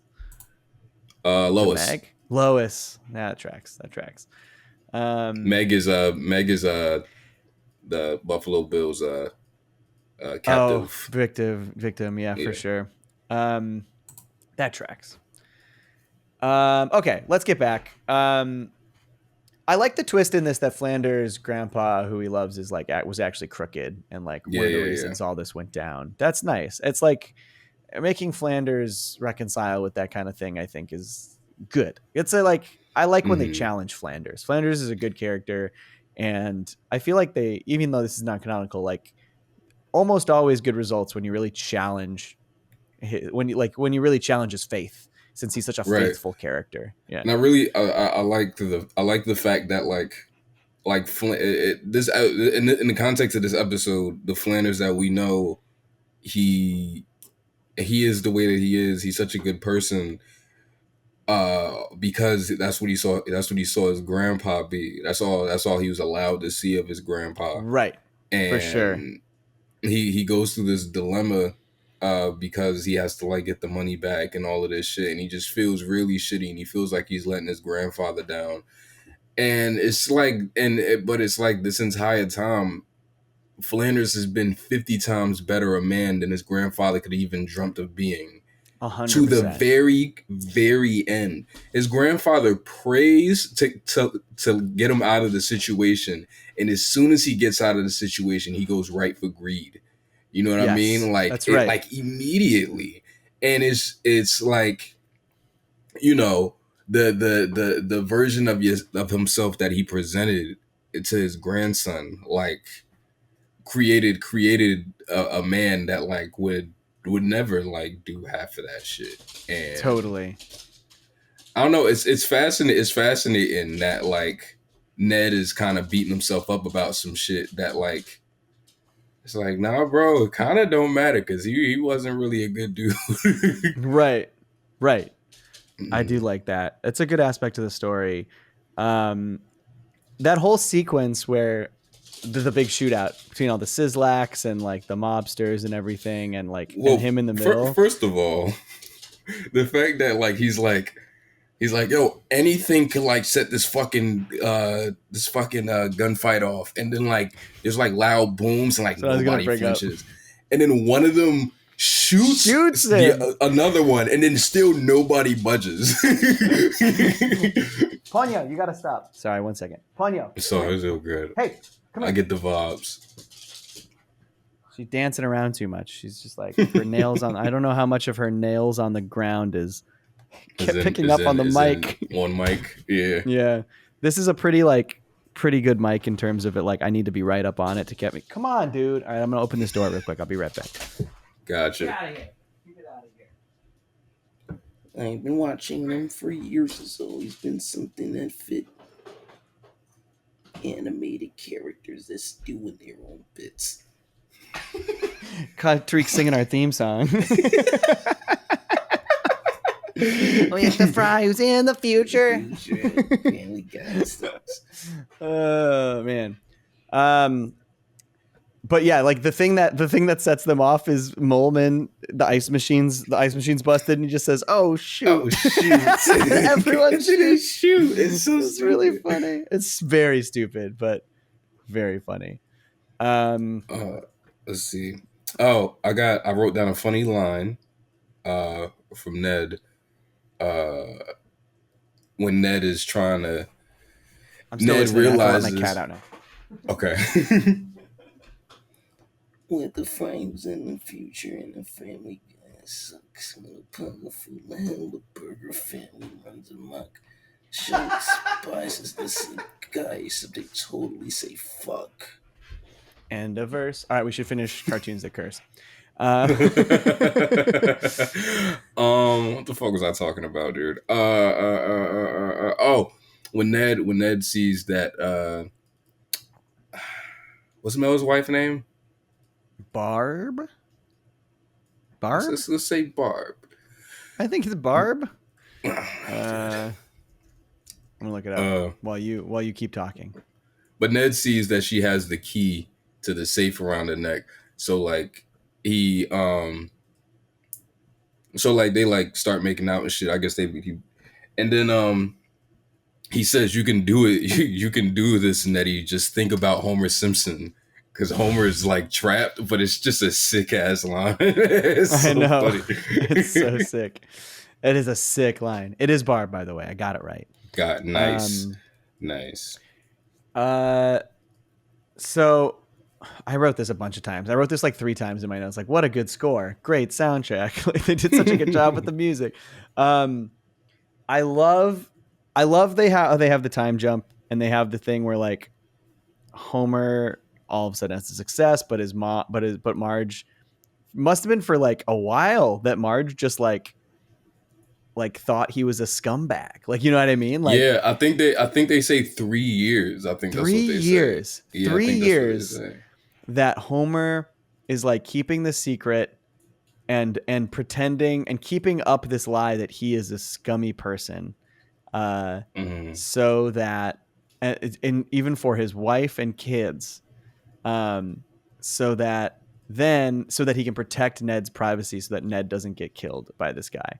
That is like, I mean, even though this episode has Homer being like so mad that he didn't get the money or everything, like this is kind of another example of Homer being just such a good fucking guy in these new seasons. He literally like, that is so much. That is so extra. Yeah. I really like for the sequence where he nothing goes, for nothing. Yes. Like he doesn't tell anybody. Like Mars doesn't even know. Just like, to do the right thing. Yeah. I love the sequence where he goes, where he travels all the way to Ned and like keeps changing his outfit and his mode of transportation. And there you get some of his classic, it feels like you get some classic outfits from the show. Like I feel like a lot of those outfits were things we've seen him wear throughout the show's history before. It was great. It was very cute. But I said this again, like Marge comes in, and when she learns what actually happened, like they have that really sweet ending where Marge is like, you're not a bad man, you know? And like, even in this Fargo parody, we've got these really sweet ass moments for our characters. It's great. It's really good. I laughed a lot that, so like you'll have to watch Fargo season 1, but the end of this in a lot of ways is a lot like the end of Fargo season 1. It ends on a like icy lake or whatever, but I laughed so hard at that Looney Tunes ass ice spin. That shit is sick, bro. When it keeps going around and he's like stuck on it. It's so sick. It's really funny. Man, it's great. Yeah, this is such a cool episode. I fucking love this episode. I think it's so cool, so special, so fun and funny, and like it feels so fresh and different compared to everything else. Love it. And it's great. More parodies, Simpsons. If any writers are listening to this, do more of these homages. Do 2-part things, non-canonical homages. It's now's the time. Change it up. Give me something cool. Yeah, and I don't want This is a great step up from the Great Fatsby. You know, for sure. And even like I don't know, just thinking about how much more fun it is when it's so leaned into to the point where it's a 2-parter versus like some of the Treehouse of Horrors or even some of the other anthology episodes that have 3 stories in one where they're doing parodies and homages of other things. I don't know, just like being able to live in the world that they're paying homage to a little longer and a little more intently is great. Highly, I think they should do it again. I love that they're doing it. I'm very eager to see that, especially because the shinning is maybe the best 10 minutes of Simpsons ever. Like it's up there. It's really high up there, or 7 minutes or whatever. But so like to do another straight up Stephen King homage is very exciting to me. I'm sure they've done a bunch of them over the Treehouse of Horrors. I'm sure there's others I'm not thinking of. They have to have. Now I'm thinking about the ones they haven't done, and I'm like, wow, they should do more. Cool. All right. Let's you want to move on to the next one? Yeah, let's do it. Let's do it. Pixelated and Afraid, baby. Pixelated and Afraid. This episode fucking rules. This is so good. It's so good. I think I have the fewest notes for this one just because I got so engrossed. I was just like, I love this fucking episode. This is my favorite. This is widely, everyone talks about this episode who's like talking about season 3 of the Simpsons, 33 of the Simpsons. And also because it is like, in addition to it being just a really great episode, it is doing things differently. Like, the thing that's so different about this is that it is all an A story. There's no B story. They're not cutting between anything else. There's not like, so the premise here is that Marge and Homer are basically, Bart and Lisa think that they're getting too comfortable in their life and not doing anything romantic together. And so they send them off on a couple's retreat. And then they decide they don't want to do it, but they accidentally crash the car gets swept downriver, and they get stranded in the wilderness, and they have to survive in the wilderness. Which is awesome. Great idea. Also similar to season 1's Call of the Simpsons. That's kind of what happens to them there. Very different execution. That's also one where... Yeah, there's no Albert Brooks in this one. That's right. And that's also an episode where they split the family up and have 2 stories going. Actually 3, because you also got the little mini C story where with Maggie and the bear. Yeah. But this is like just purely only focusing on Marge and Homer's survival. And they could have done a B story where you've got like Bart and Lisa trying to find him, like trying to figure, like trying to find out where they are. But I feel like that would have undercut the direness of the situation, knowing somebody's going to try and find them, knowing that there's someone, like the fact that there was nobody makes this so much more interesting to me.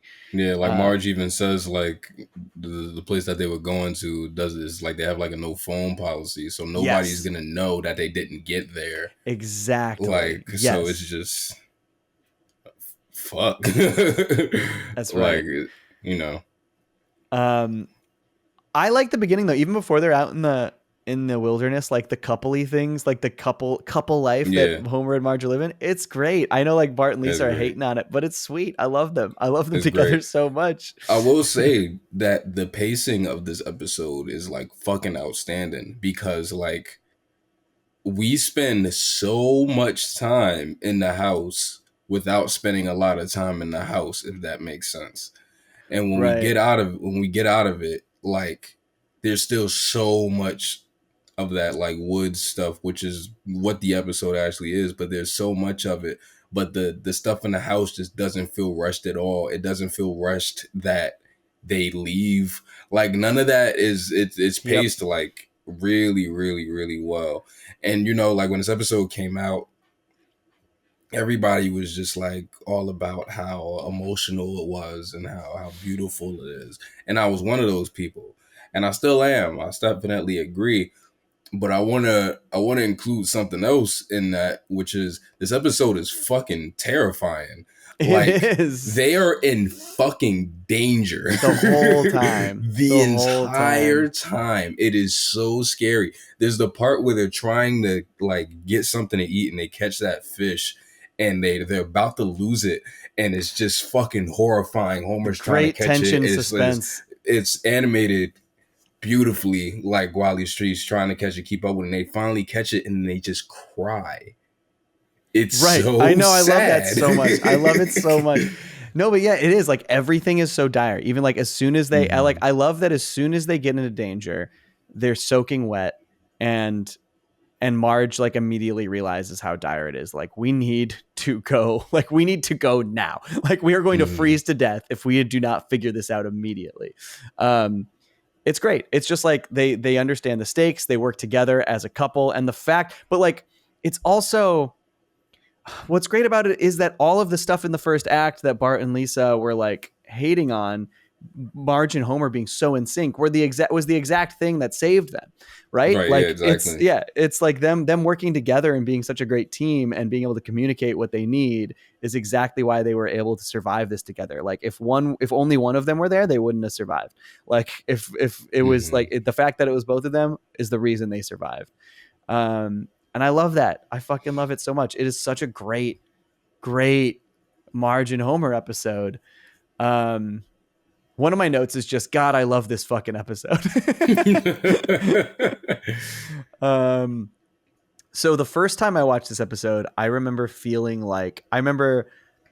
initially being like a little wary when they introduced the Wolverine. I was like, oh, is this a shark jumpy moment? Like a Wolverine, but it works so well. It is so dangerous. Well. It's scary. It's scary as shit. It's terrifying.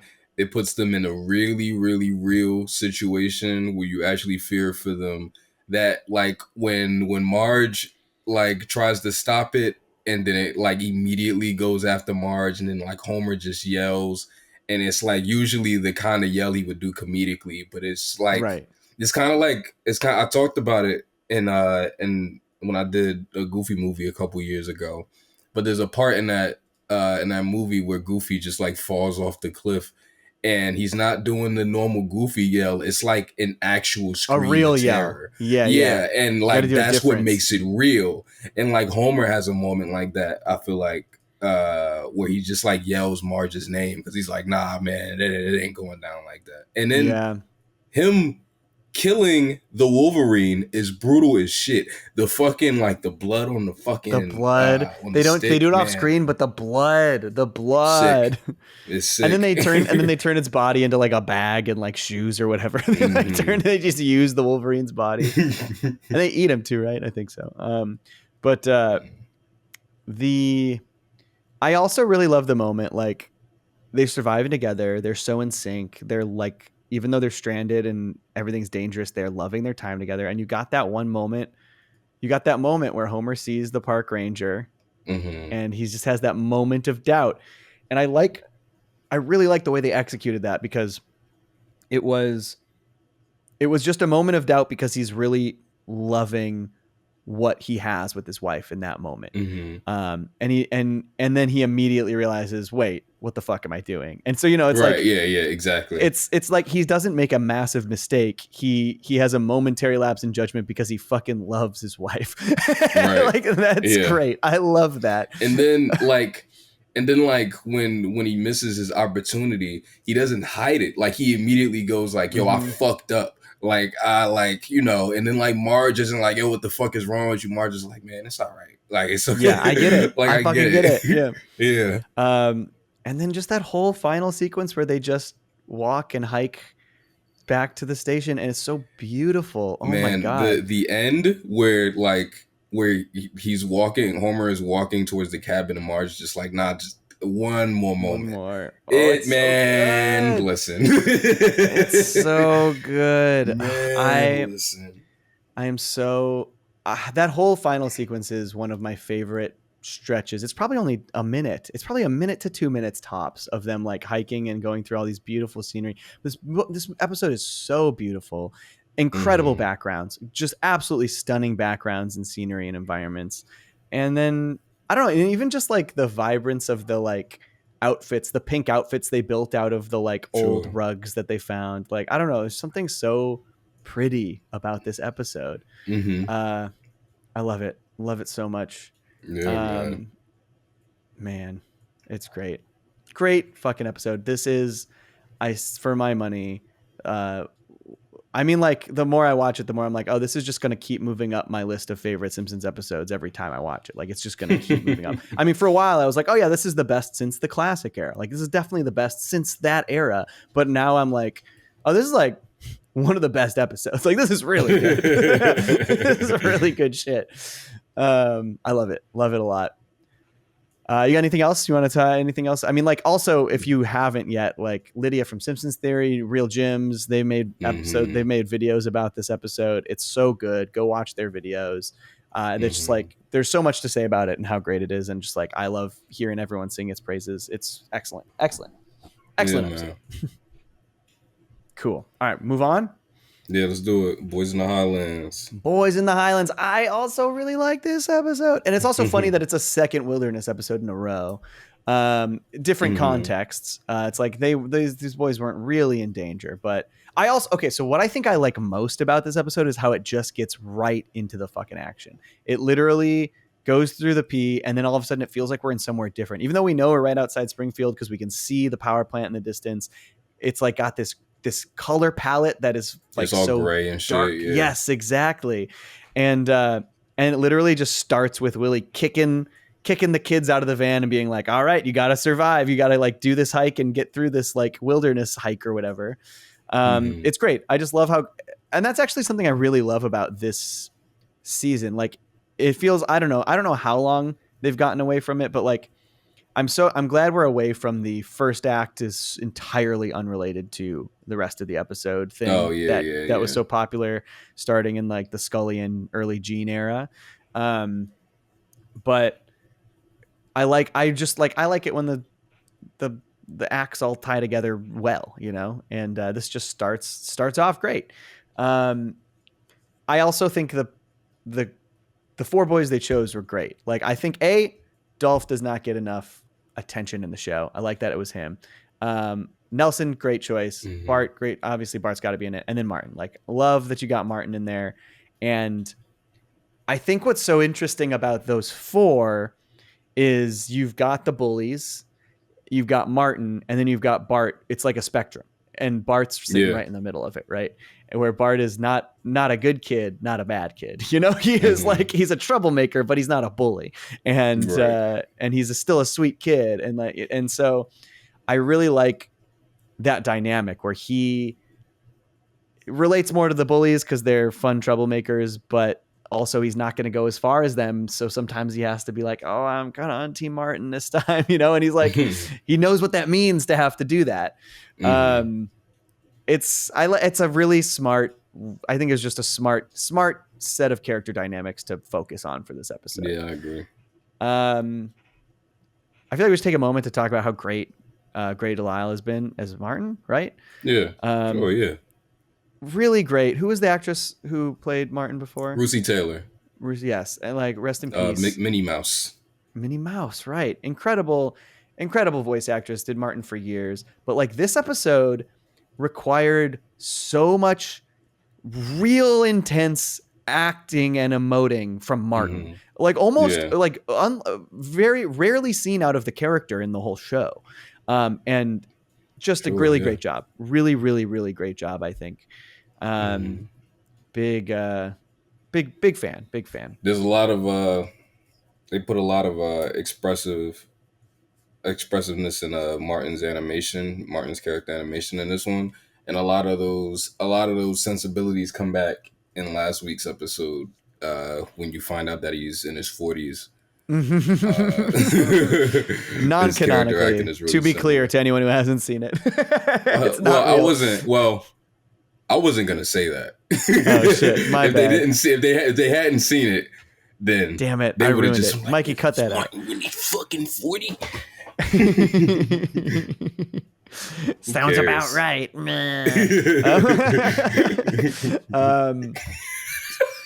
I actually quite. Sorry, go ahead. I was laughing. That sounds about right. I first of all love the goat. Fucking forgot about the goat. Rewatching, I was like, oh yeah, there's this cute ass goat in this episode. Baby goats are the cutest animals in the world. I don't know how they get so ugly when they grow up, but when they're babies, they are the cutest thing on the fucking planet. But I also want to talk about the subplot. I don't think the subplot is as good, but I like the subplot here. The idea that Lisa just like, oh, I have an opportunity to be an only child. That's fun. I think that's cute. And it also I think it gives a lot of it's got some really great just Marge and Homer as parents moments where they're just like, okay, we're going to do this for you, Lisa. Like, you're right. You do deserve this.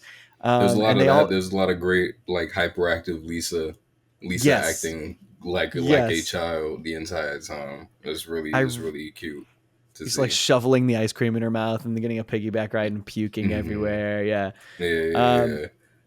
I really like the line, it's like where she gets sick and then she falls asleep in bed, which she's like, that's the perfect only child thing. Like, it's like she loved it. But I love it. Homer says, well, we still have time to do a gender blind production of The Crucible, whatever those words mean. It's like, it's just a perfect Homer line. He has no idea what any of those things mean. There's another Homer line. There's another Homer line that I really like. Lisa, I think Lisa pitches like painting toenails, and then Homer says, "Do I even have toenails?" It's good. It's a good song. I really like that. Really like that subplot. I think it's good. But I do think the highlight is like the Bart and Martin stuff. And also just like I like the cult stuff. I like a good cult story. I know they're just making a movie or whatever, but like the wait. That fucked up what does Nelson says because they find out that those guys are like film students, and then Nelson says the only thing worse than nerds are film nerds, and then Dolph says you're my cousin with right, and then Dolph says my cousin went to film school and now he walks dogs for a living. And I was just like, man, who the fuck wrote these, bro? Who the fuck wrote these lines, man? So fucking funny. Oh my God, I love it. It's a great line. Man, and that's actually the thing that like I think one of the things I always talk about with the season when I'm trying to hype it up is how like it's sweet, it's heartwarming, there's really great character stuff. This time rewatching these, I was laughing so much, and I like even though I like jokes. There's a lot of really good jokes, and I feel like even in my mind I was just like, yeah, it's good and it's different. It's not as funny as my favorite Simpsons, but it's still like I still really love what this is. And this time watching, I'm like, this is funny. Like these episodes are funny. Different funny. I would say the humor is a little bit different, but it's still fucking funny. Yeah, I literally like how much we learn about Martin in this episode, like how the pressure of being as like perfect as he is just getting to him. He's on all these drugs to focus, and to like his parents are making him do everything. It's good, like really good character development for Martin. And it makes him and it is also something that they couldn't do in the 90s, like not because like I don't think they were allowed to, but because like I don't think like these just weren't conversations we were really having yet, like about like the kind of pressure that this kind of shit like actually puts on kids, and like like parents that like medicate the kids in that way, and do what they do to Martin.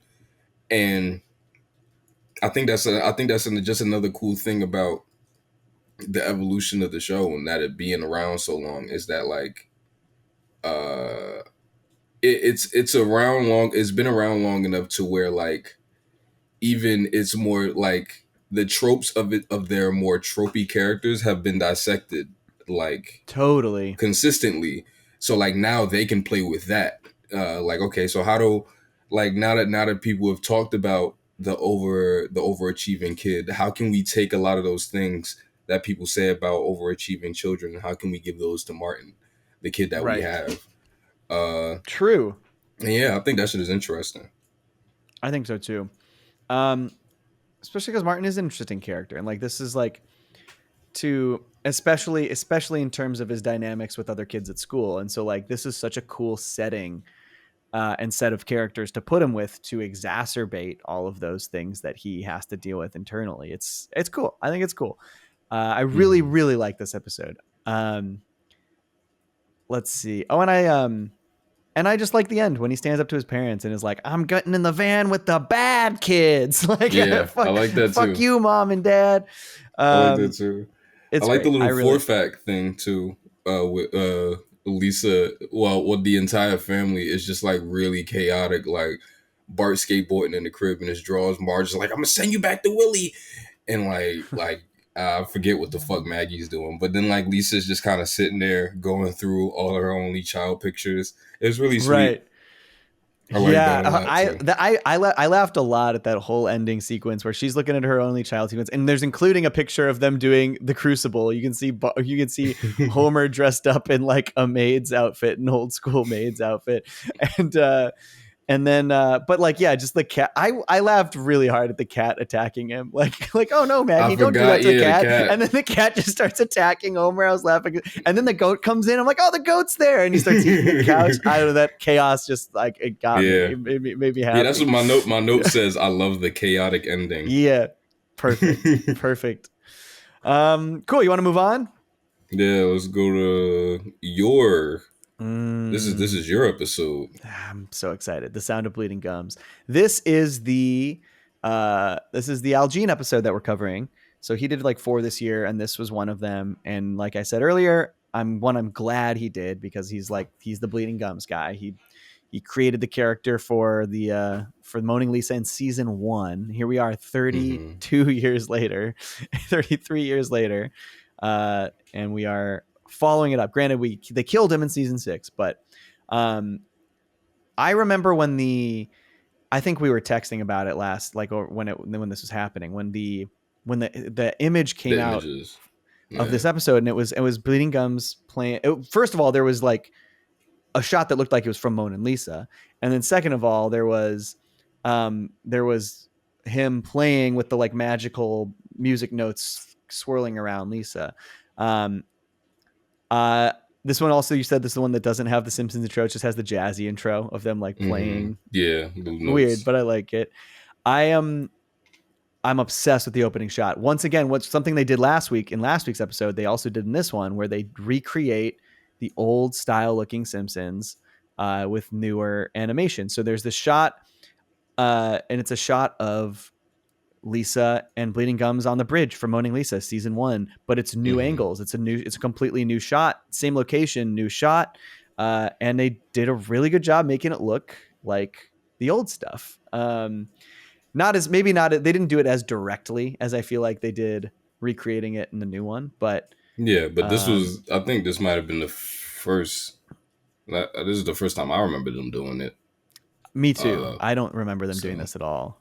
Yeah. I really, really like how that looks. It just made me happy, because that is like one of my favorite scenes in The Simpsons history is Lisa and Bleeding Gums playing on that bridge. To see them just like do that again. It's great. It's great. I agree. So I think this was just such a really smart way to bring Bleeding Gums back without bringing them back. It was cool. I think the inciting incident is great. It feels very accurate to the times we live in, where like all of these dead artist songs are being repurposed for reasons that they would not be cool with, and so like I like that is immediately Lisa's concern. She's like, they're stealing his song, and that sends her down this rabbit hole of being like trying to figure out like, how do we get the rights to this back? How do I raise a stink about this? I'm the foremost authority on Bleeding Gums, Murphy. And then she finds out that he has a son, and she had no idea, which I also think is perfect, because we also obviously had no idea, because it wasn't a thing in the other episodes. So to also make it so that Lisa had no idea, it's like, oh, good. None of us knew. None of us knew. Yeah. It would be some shit if like Lisa was like, I gotta call his son. And we're like, exactly. What? Exactly. Everybody's like, what? The only thing I think about is like, why wasn't he at the funeral? There's the funeral in Round Springfield where she freaks out that no one came. And so I do think about that. But, I'll forgive that. I love the flashback scenes, just like Monk talking about his dad and how good of a dad he was. Like even refereed my soccer games and like using the sax as a whistle, given the red card. I think that's a great bit. They also have some like, I mean, I think one of my biggest laughs was she's talking to her portrait of Bleeding Gums, right? She's talking to the portrait to get advice, and he's just like, well, just look him up in the phone book. And she goes, what's a phone book? He goes, I have been dead a long time. Which is funny because Round Springfield came out in 95. That's like, and my thing is like, the way they write Bleeding Gums, they contextualize it as if he's been dead since 95. But like, no, in the context of the show, he's been dead for like 8 months probably. Right, exactly. Like, he hasn't been dead long. You know what I mean? Lisa, like he asks Lisa like, what's a website? Like, yeah, exactly. Yeah. But that's just like, I guess I'm happier with them playing with that shit than I am them like trying to figure it out. You know what I mean? No matter what you do, it won't make sense. So it doesn't work. It just doesn't work. You just have to have fun with it. Yeah. Okay, I was laughing. I think maybe you're laughing at this too. They have the whole lottery sequence where Kent Brockman is just like, if this one more number is it, then I'm going to win the lottery, and it's goodbye to all of you. Kent Brockman already won the lottery in this show. Remember? He won the lottery years ago. It's crazy that it almost happened again. And he's still fucking there. Guess where he is? So still funny. There. It's full of shit, Kent Brockman. It's really funny. Yeah, it's great. I like that moment a lot. I think what I really like most about this episode, obviously it's like Lisa feeling this like she owes this to Bleeding Gums, and then that like she's like, I need to do this for Bleeding Gums, and then transferring that feeling to help out Monk, who is deaf, which is honestly one of the coolest things about this episode is they make Monk deaf. They and I feel like the way they walked the line of like respecting the deaf community while still telling this story of like him being able to get these implants to be able to hear his father's voice, I feel like they did a really good job like walking, like, because that could have been, that's a difficult balancing act, not to disrespect like the community and disrespect him as a person, as a deaf person, being like, we're gonna make your life better by making you able to hear. You know what I mean? Right. And I think what really helps it is the scene he has where he tells, like, because Lisa just like really is like, no, I have to help you, and he's like, bro, I was fine. Yes. Like, you know, like, and I think that's the really important scene in it is like, Agreed. Because when I was watching it this time, I like with Lisa, and Lisa was like really pushing the, like, she's like, no, we're going to do that. I was just like, like I like just like even today, I didn't because I didn't remember him like saying all of that to her. So I just was like, I don't remember this. I don't remember him doing that. That's rough. And then like, but now he immediately goes like, I didn't ask you for any of this shit. Like, I was fine. Like, like, you know, it's like, stop acting like I'm like a charity case, because I'm not. Like, they give him all of that, and I think that's super important. To not only the narrative, but like his character, and like it's vital. It's vital to the story working. For sure. It's what makes it work. And then like on top of it, it's like I like that, even though I think Lisa's maybe doing it for the wrong reasons initially. She's feeling this like sort of righteous attitude that she sometimes feels, and she's like, I need to do it. Feels like she's doing it for her more than she's doing it for him, you know? But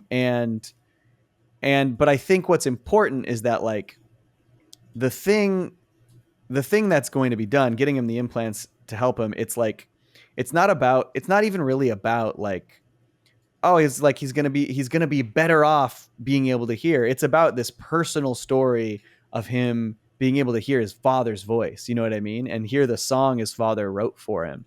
And I think that's really what makes it work. And I'm just impressed. I'm impressed with the way they walked that line, and they made it seem like it could have gone the wrong way, but they used that. You know what I mean? They used that in the narrative. Great ending. I really like Lisa's apology. And I also love Monk just being like, I'm getting the implants. I won the lottery. It's pretty funny that he's getting them because he wins the lottery. And then I just like adore the final sequence so much where they go on the The bridge. song. They're on the bridge playing the yeah. song. And the way the way they visualize it coming out of the record player into his ears, into his brain, like through the implants into his brain, and then you see all of those moments of his life with his dad coming to him. Oh, it's good, man. It's good. Really great ending. Yeah. Love it a lot. I love the stuff with the credits over it too. The song they sing, the black and white stuff. Too. Great. That shit I is love great. it. My last note is huge Al Jean dub. It's just such a good, Big such a good W. I love this episode a lot. I feel like I should have done a video about it when it came out. Like, cause I did that. My first Simpsons video was that Moaning Lisa video, never thinking they would ever be able to, like, they would ever have any kind of follow up. And now I kind of wish I had made that video after this one to really tie them all together, you know? But great episode. I love the sound of bleeding gums a lot. Great episode. Yeah. My last note is there's a line in this movie that I feel like they should have had in Elvis. What? Where one of the women that Lisa meets He's at the white? nightclub. Close. He's white, man. Have you seen Elvis? I didn't watch the movie yet. No, That's like I saw that scene. Bro, that's like the first 10 minutes of the movie, bro. Like it's like ASAP. Like that shit is ASAP. But nah, one of the women that Lisa meets at the jazz club, she says, America's only original art form is stealing black music. I feel like that should have been in Elvis. For real. Oh man. Good stuff. Yeah, man. Great episode. Man. Great Yeah, episode. I mean, even though I love these episodes, love Al Jean, but like he wrote that he is like an old white man wrote that line into this jazz episode. There's no escaping it. Nah. I love these episodes, but that is still something to at least comment on. All right, let's talk about the last one we were going to talk about. Man. My Octopus and a Teacher. I'm very excited to talk about this one because this is like such a long time coming. Getting a Krabappel replacement. They kind of they played with like, well, maybe Ned can be the teacher. Right. Maybe they especially because he goes through such turmoil having lost Maud, and now they finally pair him with Edna, and then he loses her. So like, give him something, right? I think that was smart. I think there's a smart inclination, but I really love what they decided to do here. Yeah, me too. You get a really good actress who can guest star, and Kerry Washington, fam. I can't wait for more of this character. Fucking Washington. Who would have thought? Brilliant choice. Kerry Washington in her second voice acting role, which is only second to Cars 3. The second best Cars movie.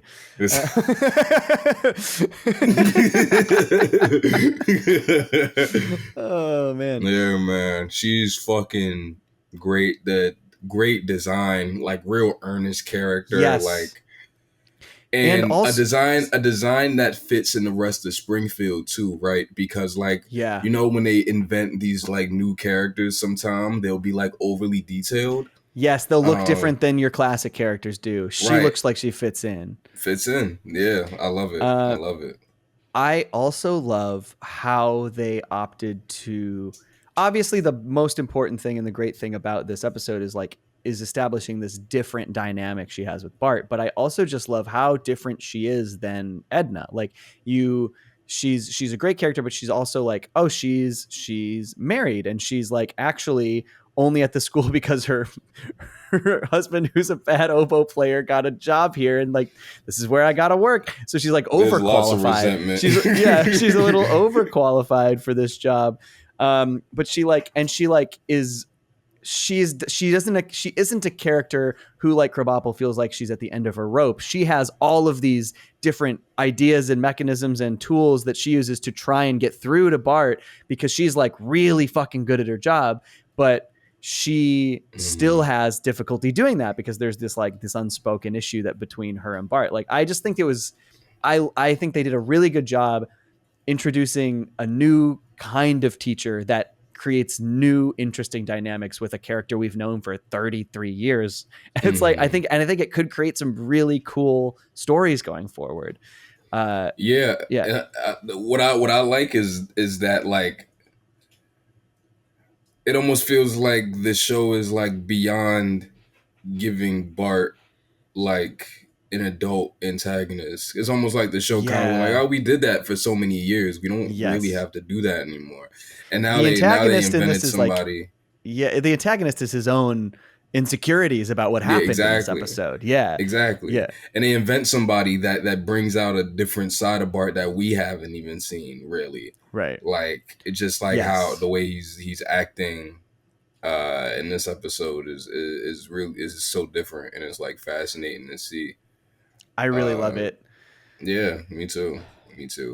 This one has that, like, when I was talking about blood earlier, Bart with like nose. Yeah, his fucking nosebleeds. That shit is like, I was like, whoa. Like it kind of weirded me out even more than like seeing like the people dying of Serious Flanders, because I guess at least I was prepared for that. Like when his fucking nose started bleeding, I was like, whoa. You're not expecting it. I forgot about it. This episode also has a great I think the other plot is great too. Lisa with the octopus. It's like kind of silly and cartoony, but it's cute. Also, one of the things I wrote is like, I like Lisa making a documentary. That feels so right. Like, she should make more. She should keep doing that. So, did you know that that documentary is like a parody? Yeah, of my octopus teacher. I've never seen it. Yeah. But yes, I did know that is like built around that. Okay, I didn't find that out till today when I was watching it with my roommate. And right, he was like, "This is just like the movie." I feel like I knew it and forgot about it and then remembered it, but I've never seen the movie. I would like to watch it. Apparently, it's very good. I've heard it's very good. Also, octopi are just wild creatures. They are so insane, like that they exist. Everything about them is like doesn't make sense. It's crazy. But like, I really like the stuff with her underwater, following it around. The underwater stuff is pretty. The octopus is very cute. It's great. I like her in the dock where she's like, obviously she saved the octopus, where she's lamenting that she cannot save the octopus, and she's like, never interfere. That's the like documentarian's code. And then she turns her back, and the t-shirt is like this guy filming ducks walking right into a hippo's mouth. Is like the image on her shirt. That image is so funny to me. It's like just standing over them, watching them walk right in. Really great. Yeah, I also like, I think the way they introduce Miss Peyton is so smart in this, because we get to hear like her inner monologue for a lot of this episode. So we really get to know this character pretty well and what she's trying to deal with and how she's dealing with this new location, this new place, all these new kids. It's great. They just did a good job. I mean, especially after all these years, to introduce a new like semi-permanent character who is going to be an ongoing character, you know? That's like got to be hard to do this late in the game, and they did a great job. They did a really great job. Yeah, I agree. I like this one. I like this one a lot. There's a couple things about it that made me laugh. One of them being that I think Milhouse says that Bart had Skittles with milk for breakfast. And I thought that was so sick. And then like gross. Nelson says something like, "Yeah, I told him he wasn't ready to taste the rainbow." It was like some shit like that that Nelson says. And when Homer is first talking to Bart and he gives him the advice to be honest, and Bart is like, "Oh shit, I think you just like really helped." And then Homer says, "Wow, I think I'm finally ready to be a dad. I gotta go tell my wife." I wrote that down too. That was my biggest laugh of the episode. I wrote that down. It's such a fucking fucking funny line. Also, like another one where Homer is great dad in this episode. I even just loved him being like, when Bart like does reveal like, "Oh, I think I do have a crush on her." his advice is just, you're a kid, she's a grown-up, get over it. Yeah. Like, sorry dude, them's the breaks, that's how the world works. Like, Right. Yeah. The other Homer line that made me laugh a lot in this one, I feel like, I don't know, maybe I'm the only one who really liked this, but I really liked, so when Lisa's trying to hide the octopus and it gets in the cereal, and she gets it out of there, and then he starts eating the cereal and it's covered in ink, so his mouth's covered in ink, and Lisa's like, no, yeah, it's okay, I'm just gonna go Google some toxicology stuff for unrelated reasons. And then Homer just goes, kids love Google. I like that line a lot. Oh man, Kids do love Google, man. Actually, the other line that made me laugh a lot is when Miss Peyton is running through all of the things she's tried with Bart to try and like figure it out and get through to him. One of the things she lists is she says she tried negging him. I didn't catch that. I didn't catch that she said that. It's so funny. That made me laugh a lot. It's so good. But I like. I really love what they do with Bart in this one, because Bart is just embarrassed. Like he's acting out. He's a kid and he's acting out because he's embarrassed. Like he realizes that he was embarrassed about how he acted after this person saved him, and he realized that he's ashamed. He's ashamed that he did that. He's embarrassed and ashamed because he shouldn't have acted that way. This person saved his life, and he feels bad about it. And so now that he has to see her every day, he's like constantly reminded of this, and he's acting out because of it. And I think that's like a good, relatable story. Like everyone's got things they think back on. They're like, why did I do that? Why the fuck did I do that? You know? Yeah, sure. I think that's really nice. It's like a good, and especially a good story for Bart for this kind of for this introduction to his relationship with this new relationship with this teacher, you know, especially given what how antagonistic his relationship was with his previous teacher, to make this the start of their relationship, that he immediately already feels bad about something that he did to her and is just like wants to make it better, you know, like I just like, it's like a good juxtaposition to the antagonistic nature of him and Edna, you know. It's great. And then that ending, I love that ending. It's a great ending. Yeah. Him revealing it and saying thank you for saving me, and then her being like, I'm going to stay, like, I'm not going to run away or whatever. And he goes, my last teacher had a trick that seemed to work. That line, I love, I love it. And then I just love that the last shot is him. Like, we haven't seen him write shit on the chalkboard forever. It's like, they really hit me emotionally with it. Mm-hmm. The last time they hit me emotionally with the chalkboard was after she died. Because, right, doesn't he write, like, we're really going to miss you, Mrs. K, on the board? We'll miss you, Miss K, yeah. And it's just like, he only writes it one time. Like, he doesn't even write it a bunch. Oh, man. Man, that was great. Fuck, I love this episode. This is a great episode. You got anything else about My Octopus and a Teacher? Nah. We went through everything I have. Good up. Me too. Fuck, man. I'm glad we talked about this season. This was so much fun. I really had so much fun talking about this season. I'm really glad we did this. It's good. And I do like that we just chose, even though like there are probably some other episodes that like we could have talked about. We could have talked about like Mars the Meanie. Yeah, and the ways we were, like the Mo and what's her name?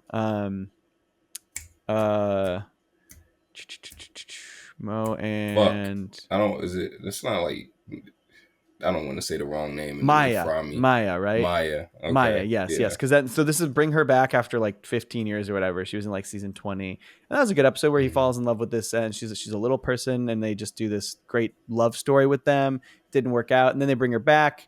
And it's sweet. It's a sweet episode, really lovely.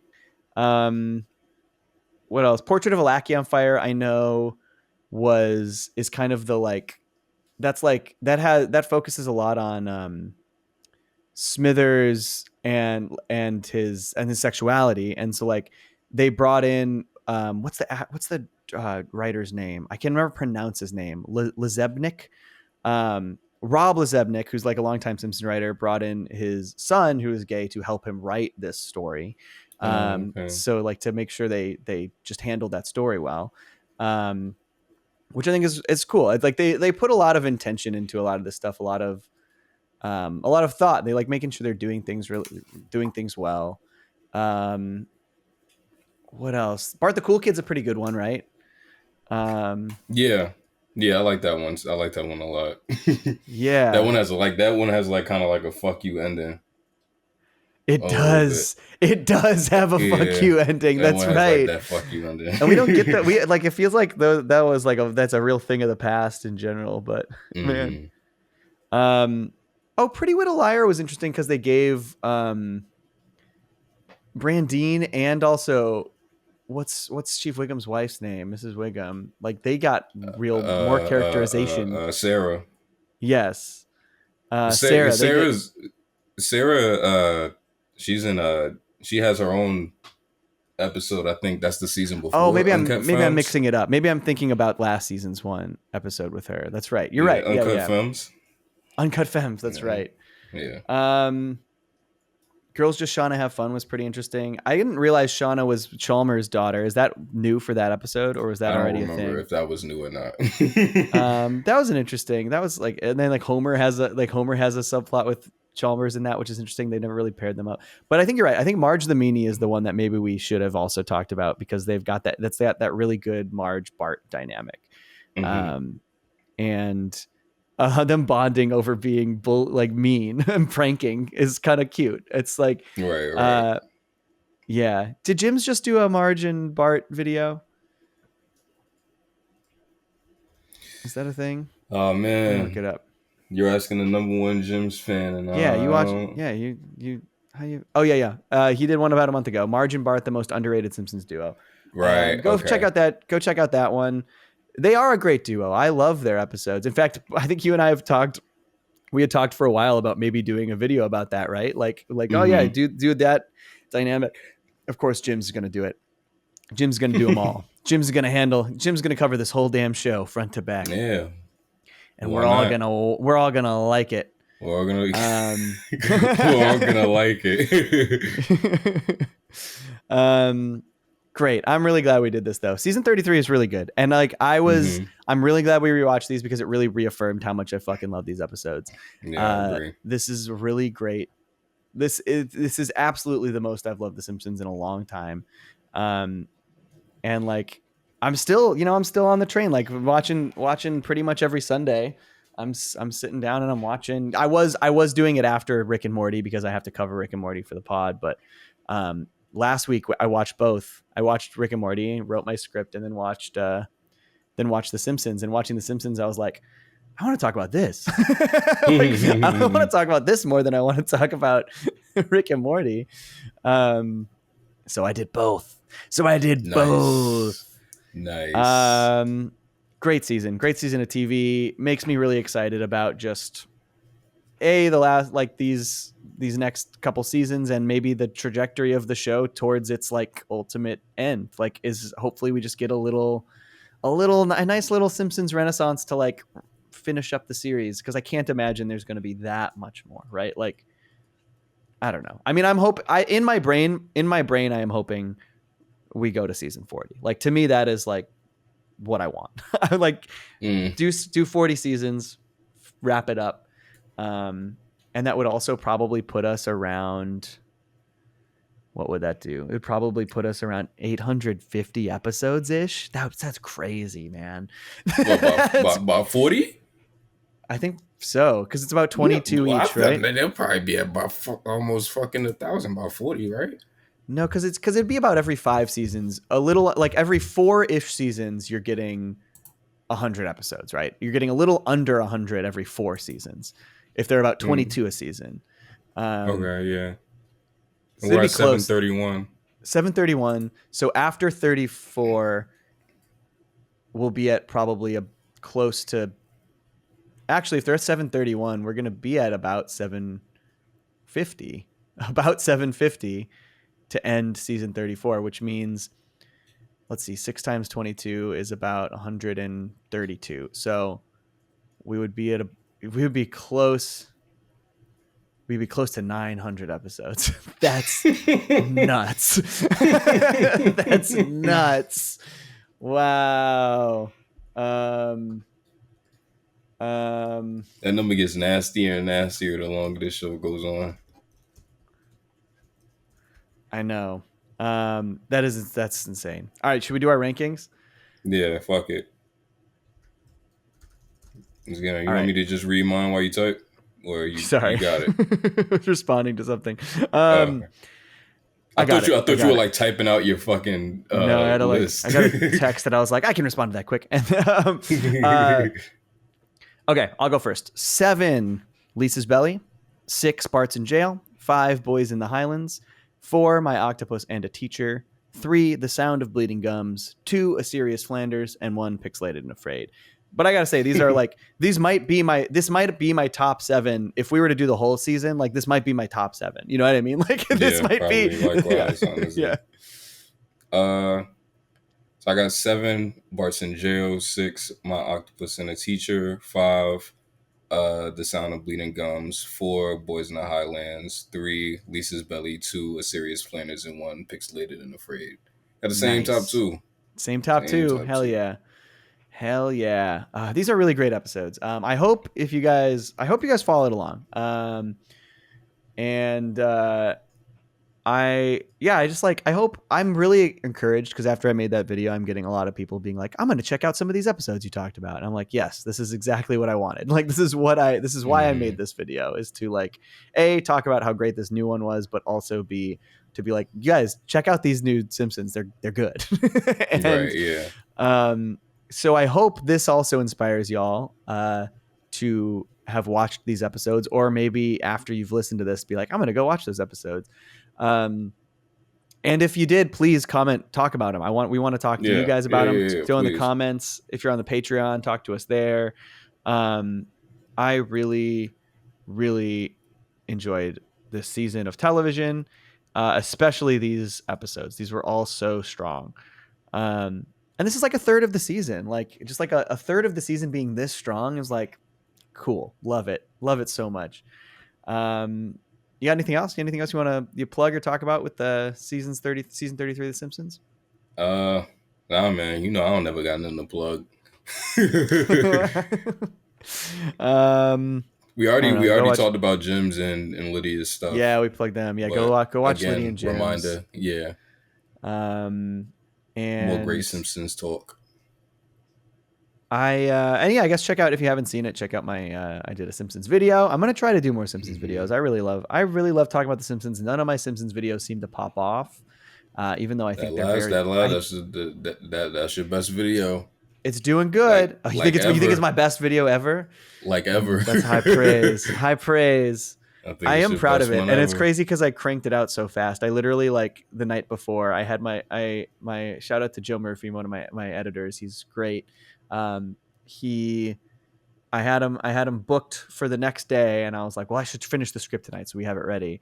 And I sat down and I rewatched the episode, and it just flew out of me. That script flew out of me. I was like, I got so much to fucking say. And afterwards, I was like, I'm glad I got this done, but I had a feeling it was good. I think I texted you and I was like, dude, I think this is a good script. But it wasn't until I watched the cut the next day that I was like, fuck yeah, this is great. I'm really proud of this.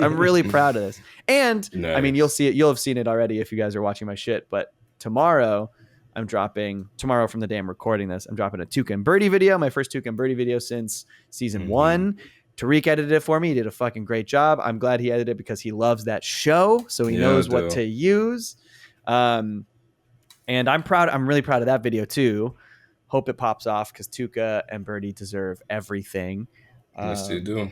But I'm excited. Like, I feel like I got these back-to-back bangers that I'm really happy about and proud of. After just being like, all right, another Rick and Morty. I'm happy with my Rick and Morty videos, but like, just like Rick and Morty every week.